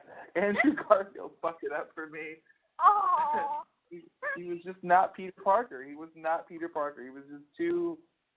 It's so weird to say it this way, but it's like there was this video I saw on YouTube that like pinned it perfectly. It was like he's too handsome, he's too well dressed, he's too this, he's too that. He just does not fit Peter Parker's character. And I was like, I agree, he doesn't. Like Tobey Maguire was like the perfect like nerd, like dorky, awkward guy who becomes anyway, whatever. I don't give a shit. Why am I ranting about this? Because we were talking about favorite superheroes. Well, I know. I just like Dick doesn't want to hear this shit. Shut up, Ken. Okay. I love every word that comes out of your mouth. You could be just sitting there saying blah blah blah, and I would still find it sexy. So. Oh well. Talking. I love you too. Aww. What was I gonna say? Oh, you're going off how pretty Andrew Garfield is. And that's another thing. And that's another thing. I am so happy you're straight. I mean, like, are you? I mean. What? Wait, what? I said that's one thing. Like, I'm so happy that you're 100% straight. Because in the past I've had, exes that were like on the fence. So I just love the fact that you're straight. Who was on the fence? Okay, so Nick was and Robert was. What? No, he wasn't. Nick was on the fence of being gay? Yeah. Like we actually we had a conversation about our type and like what do we find attractive, and so like he even told me like what kind of a guy he finds attractive, and that's so weird. Yeah. So and then Robert, on the fence, and I said, why don't you just go date a guy? If things didn't work out with you with a woman, why don't you just go date a guy? I'm so blunt. Jeez. So nope, I've never one time in my life had any kind of even quiet in the back of my head feeling or thought about another dude. Nope. In fact, I've gotten pretty mean when gay guys have hit on me before. Not like mean, but just like very, very forward, just saying like, hey man, sorry, not interested. Don't grab me. I remember one time I was with my what? Don't grab me. Well, okay, so this is what happened. So this was like not that long ago. This was like maybe back in November. So Colby, which is the girl that lives here that was breaking up with, as much shit as I've said about her, like I've known her for a long time, and when we have conversations one-on-one where she explains to me like why she did what she did and like why she's feeling what she's feeling, and it's hard for me to not feel sorry for her in a way, even though like I'm still on Eric's side all the time because I feel like what she did was pretty fucked up and whatever. When you sit down and you have a one-on-one conversation with somebody and you hear their side and their true feelings about the situation and like why, what reasons they came to as to what they did is what they did, you start to kind of sympathize a little bit more because I can kind of understand. I get it. Like I've been in a relationship before where I felt like like I was with the wrong person. There was no chemistry. There was no this, no that. And yet I was still in it because I was comfortable because I was too afraid to end it because I was afraid of the confrontation of ending it. It's hard to break up with somebody and like to avoid that. So just to avoid that, like you just cheating, it doesn't really feel like cheating. It's just kind of like you know, and you have to keep it secret because you still also care about that person's feelings. I've never done that. I've never cheated on anybody. I've always ended a relationship before I've done it, but I can understand. I get it, you know. So anyway, one day she called me crying. She was like in downtown Seattle, and like I live in Normandy Park, which is like about 30-minute drive from Seattle. It's out in the suburbs, out like in the residential families and shit area. So so she calls me from downtown Seattle, and she's like crying, like, Ken, I don't have anybody. Like, I want someone to talk to. Will you please just come here, meet me here, and I just need someone to talk to. And I was like laying in bed, so I was like, oh, fuck, I don't really want to, but sure, I'm coming. So I get up, and like I go out there, and I go meet her at this like little restaurant. She's just like bawling and like telling me all about this thing that had happened earlier with like one of her friends, and like how her friends are judging her for still talking to this guy, and all this just blah, blah, blah, blah, blah, blah, like this drama bullshit that I'm just like halfway listening to. Yeah, that sucks. Jeez. Oh, yeah, totally. I think I tried to call you that night, and you were going to meet her? Going to meet her? Yeah, going to meet her. Possibly. I mean, yeah, maybe. Oh, no, that was the one with the Amtrak crash. That was like, that was something totally different. And that's what you're talking about. I think there was another time. There was another time where someone it could was have like, been. hey, you know, I need to talk or something. And I was just like there as a friend. Yeah, that's very, because I can't think of any other occasion that's been a thing except for like this one and the Amtrak crash thing. Anyway, so I go out there and I'm listening to her. I'm just like listening. It's just like, I don't know. I feel like she's very overly dramatic about things, and she's just like going off about this and that, and just like whatever. Like, I can't relate to you because if I was faced with the same problem as you, I would handle it differently. But of course, I'm being nice about it. I'm not saying that to her. I'm just like, yeah, you should do this, try that, or whatever.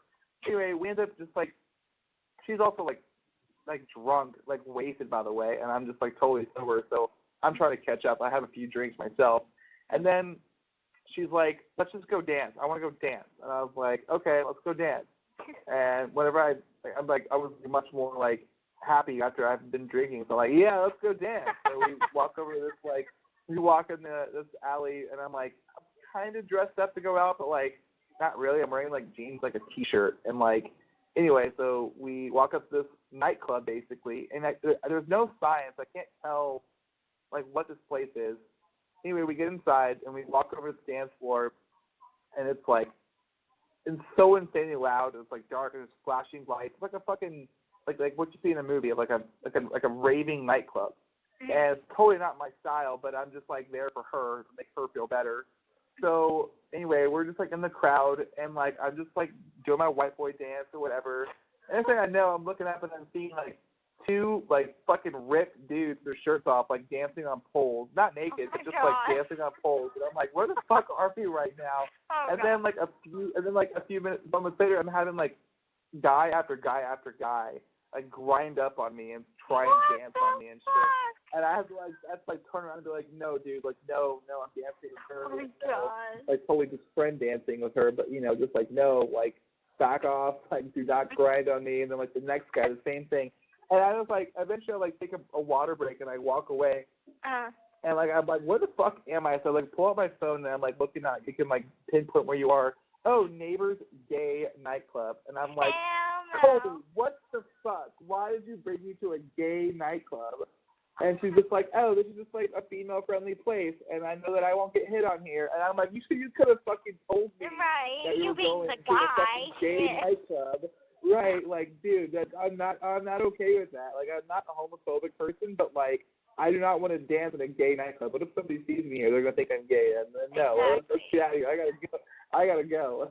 And so we leave, and then we walk over to like another restaurant and sit down there. And I'm like, not cool. Don't ever take me to a gay place without telling me first, because I understand it's more friendly for you, but it's not friendly for me. Exactly. Like if I was a woman, that would be cool. But the thing is, I'm a guy at a gay bar. Yeah, no. Yeah, no. So that's the one and only time I've ever been accidentally tricked into a gay club. But the whole point of that story was like it's something that he grabs up on me. I was like, no, dude. Like I would literally look at him in the eye and be like, no, and like put my elbow out. Like, no, go away. No, thank you. But here in Seattle, it's a very, very, very, very gay friendly city. Mm-hmm. It's I don't if you're familiar with like how San Francisco is, it's like that. It's just like it's very prideful. They have festivals all the time, like gay pride festivals, like multiple times a year. So it's almost like it's not unusual to meet gay people like every single day, multiple times a day. I remember like living in Texas and like Florida and like Georgia. I think I maybe knew like 3 gay people the entire time I lived there. Like you don't meet gay people very often, and if you do, they don't admit it because it's just like a I don't know. Southerners are different about it. Yeah, they are. It's just much more accepted in Seattle. So anyway, going back to what we were talking about. Yeah, I'm 100% straight. I mean, the funny thing is, like, I guess I'm kind of a hypocrite in a way. I'm not a hypocrite, but I forgot what the word is for it. But like, I like gay porn. You know, I like watching guys do it, but that's all you, sweetheart. That's all you. But like, I'm just like, but if it was like my boyfriend or whatever, like, I'm not okay with it. So it's weird. Yeah, no, definitely. I've never once looked at a single second of gay porn, so I have no idea what it even looks like. But I can just imagine it's awkward and strange and. I don't really know what goes where will I do, but does it really? Fuck. I mean, like, okay, forget about it. Even though like it is kind of like one of those things, like, okay, so would you ever watch a girl on girl porno? Are you fucking kidding me? I've seen millions and millions and millions of them. Okay, so it's that's kind totally of the different, same. though. I feel like it's not certain kind women. of the same thing. It's not kind of the same thing. I feel like it's different. It's different because like. A woman's body is like, and it's not just me saying that because I'm a guy, but it's just like in paintings and drawings, like how many paintings do you see of a naked fucking dude? You don't see very many of them. You know, there's a couple statues in Rome of naked dudes, but like otherwise, like it's always women. Like women's bodies are just like, they're sexy. They're like, they're attractive. They're beautiful to look at. Like that's just like the nature of a woman. And like, I think it's totally different when, like, 2 women are, like, even women like that shit. Like, women like to see 2 women going at it versus, like, 2 fucking dudes. It's just, like, it's awkward. Like, it's just, like, I don't know. There's a big difference between, like a girl-on-girl and a guy-on-guy thing. Well, I think you should, like, be very prideful of the fact that you have a dick because, like, dicks are very, like, you know, they're so sensationalized. I mean, like, you don't, whenever you go to fucking, like, Spencer's in the mall or, you know, Hot Topic, there's not any vaginas anywhere. No, there's, like, dick things everywhere. So, like, vaginas are grossly, like, fucking, you know, underrated. Like, we don't get that many props, whereas you do. I think it's more like boobs on a girl, like, more, like, centralized than their vagina is, but like that's all a guy has is his dick. So I mean, and the balls. You don't really see, yeah, but you don't see those. I mean, you might stick a dick lollipop that has balls on it, but that's like all you're gonna see. Like I used to work at the W Hotel, which was like somewhat of a nightclub, and there would be so many bachelorette parties there. And you would always know a bachelorette party if you just saw a woman with a giant fucking like penis across the chest. Yeah. Like, okay, yeah, you're this is a bachelorette party. Like dick straw in my drink. Like okay. Oh goodness. Yeah, I guess like for a woman, yeah, the boobs are kind of like the thing that's like highlighted. I have no idea. Yeah. Oh yeah, I wouldn't know. A flash of girls here. Like, show me your boobs. It's like a thing because our freaking, we have windows to our doors, and I'm like, flash me your boobs. And I flashed a couple. Really? Yeah. It's like a thing. We just like, flash me your boobs. Okay. And we just like show each other our boobs. You do it? Okay. I've done it before.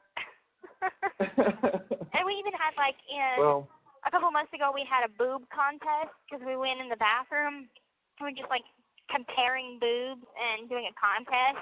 I came in second. So. Oh, really? Because the other girl You're had killing me, like You're killing me over here. massive boobs. I'm like, my boobs are perfect Those for. I don't like giant, massive, like monster fucking size.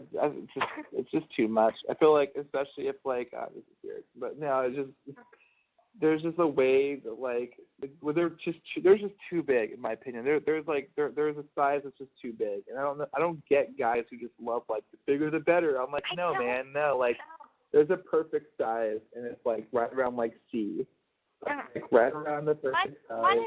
Mine is like, I've been told this by guys before. Mine is a perfect handful, whatever that is. So, like, that's all I got. You've been told this by guys before. Okay. Who's gotten a handful? Yeah. I'm just kidding. Yeah, well, I guess I'll find out next time. Instead of going for your ass this time, I'm just going to go for your boobs instead. Right, exactly. You can get away with more since you have a very long reach. Yeah, you'll find out. Mm-hmm. You think I'm weird for saying that, but I do have a long reach. You'd be surprised where I can go. But anyway, what was I going to say? Stop talking about your boobs, Gypsy. Oh, yeah. Yeah. Do they, what? I was going to ask, do they give you guys, like, I'm sure you're allowed to, actually. I take my question, I've already answered it. I was going to say, like, do they let you have, like, your own actual bras, or, like, are they, like, built into your prison suit, or, because, like, my sister, no, I'm serious, like, when my sister was in jail, it was, like, a built-in bra in, like, her prison jumpsuit. I'm not joking. I was like, okay. Oh, wow. Weird. Anyway. When I was wearing a jumpsuit, they didn't have built-in bras. But no, like we can order our very own bras.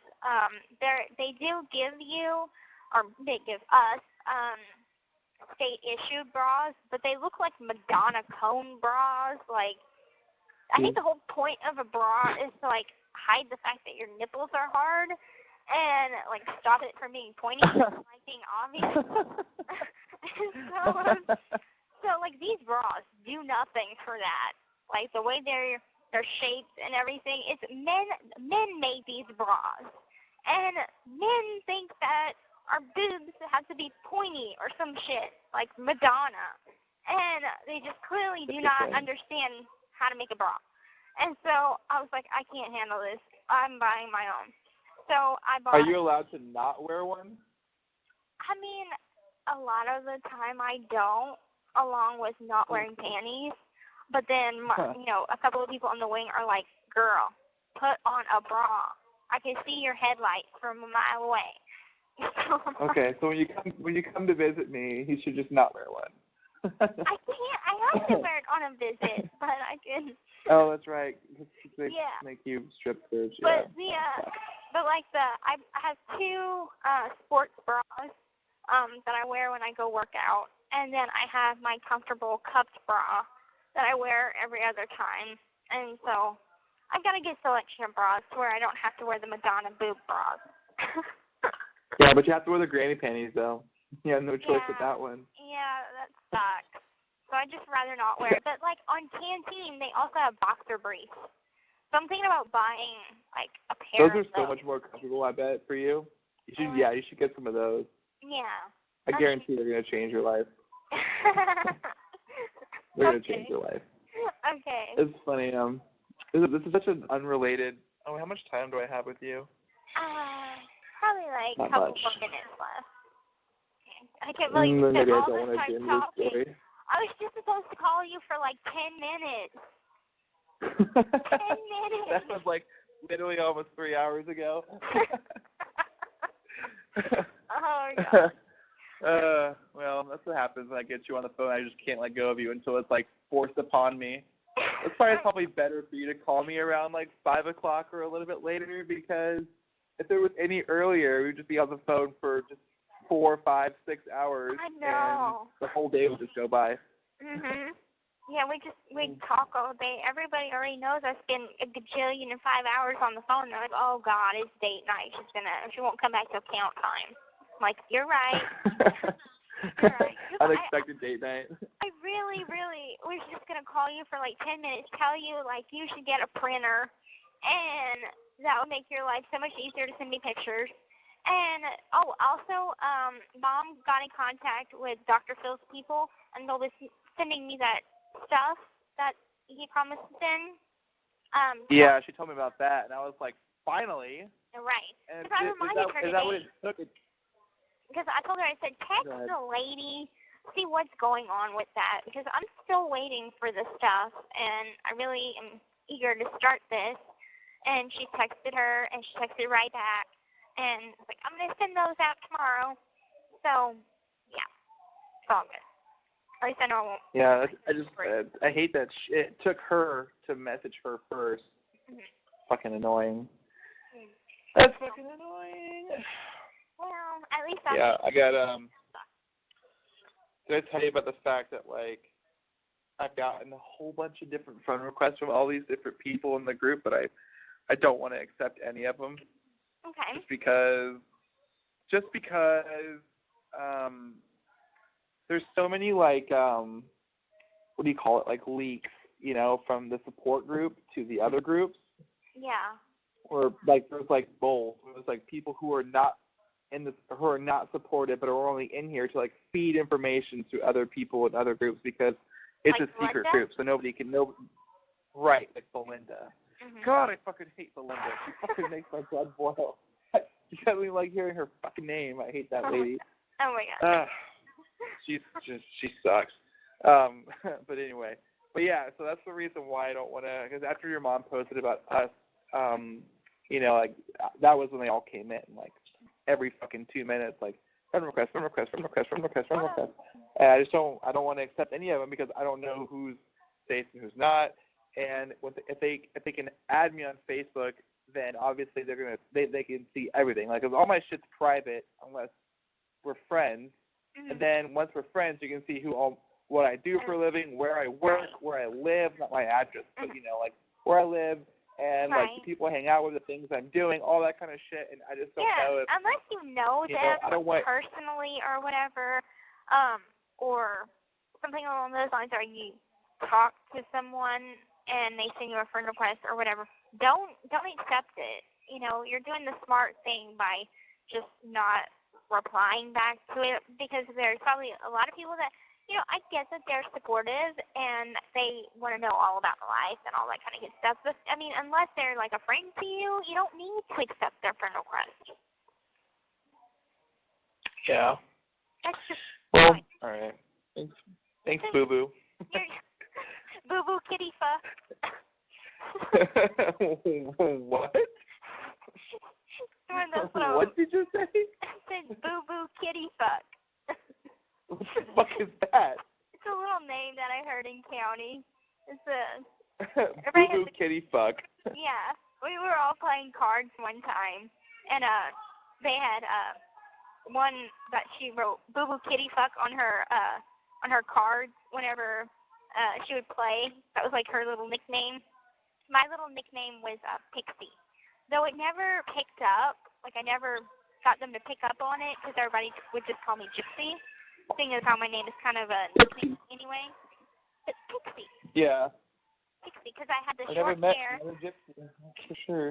And anyway. I was short, had the short hair, and I took it from an insult and I turned it into a positive because they're like, look at her little pixie legs, or like their little tiny little sticks, and like pixie sticks. So I was like, Pixie, that'll be my nickname. Pixie sticks. Oh fuck. I've never had any. Been thinking back to like nicknames I've ever had when I was younger. People used to. Okay, so I have like a big head. People used to say that to me, like, "Hey," no, I'm just kidding. I don't know. I'm trying to think. So people used to call me Keenan. I think I've told you this already, so I'm sure I'm repeating myself. But people used to always call me Keenan, and then Kenny, and then Kenan. Only family call me Kenan, and then Ken. And then people used to call me Ray Ray. My middle name was Rayleigh, and they would say, "Yo, Ray Ray." Okay, what's up, man? How you doing? Or Urker. Everyone always thinks my last name is Urker. Yeah, that's Euchre. kind of what I thought it was whenever I first got I your know, very first I know letter. you did. I don't blame you. Everybody, I've never ever met one person in my life that has pronounced my name for the first time, not knowing me, saying Ken and Euchre. Yes, that's me. Oh my Wow, God, holy shit! Did you guess that correctly? No, it's always Keenan Erker. Yeah, okay. Hey. Oh, great. That's something that you're going to pass to me. Great. I had to pick a guy with a weird last name.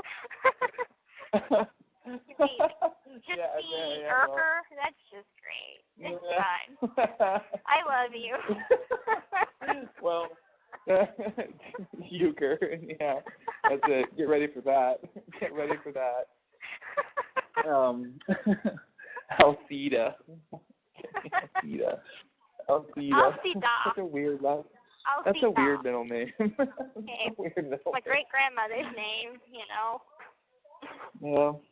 It's all right. I still love you. Well, Gypsy, I gotta let you go. I love you so fucking much, but I love you too. I'm sorry for keeping you on the phone for hours on fucking end.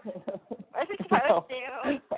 I love it. I love every fucking minute of it. Like, I'm getting up right now and it's like, what am I doing? What was I doing today? I just got lost in convo with my fucking girlfriend.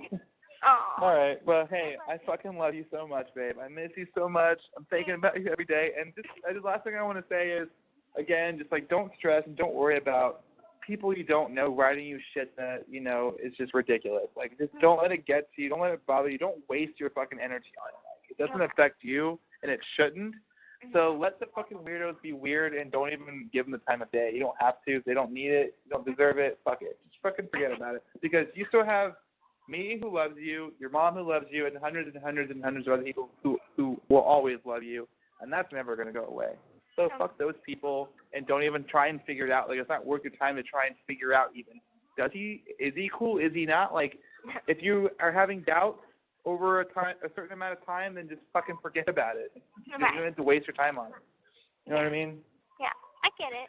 Okay, darling. I love you and have a good night. I love you too. All right, you too, babe. I'll talk to you in a couple days. Okay, love you. Bye. Okay, love you. Love you too. Bye. The caller has hung up.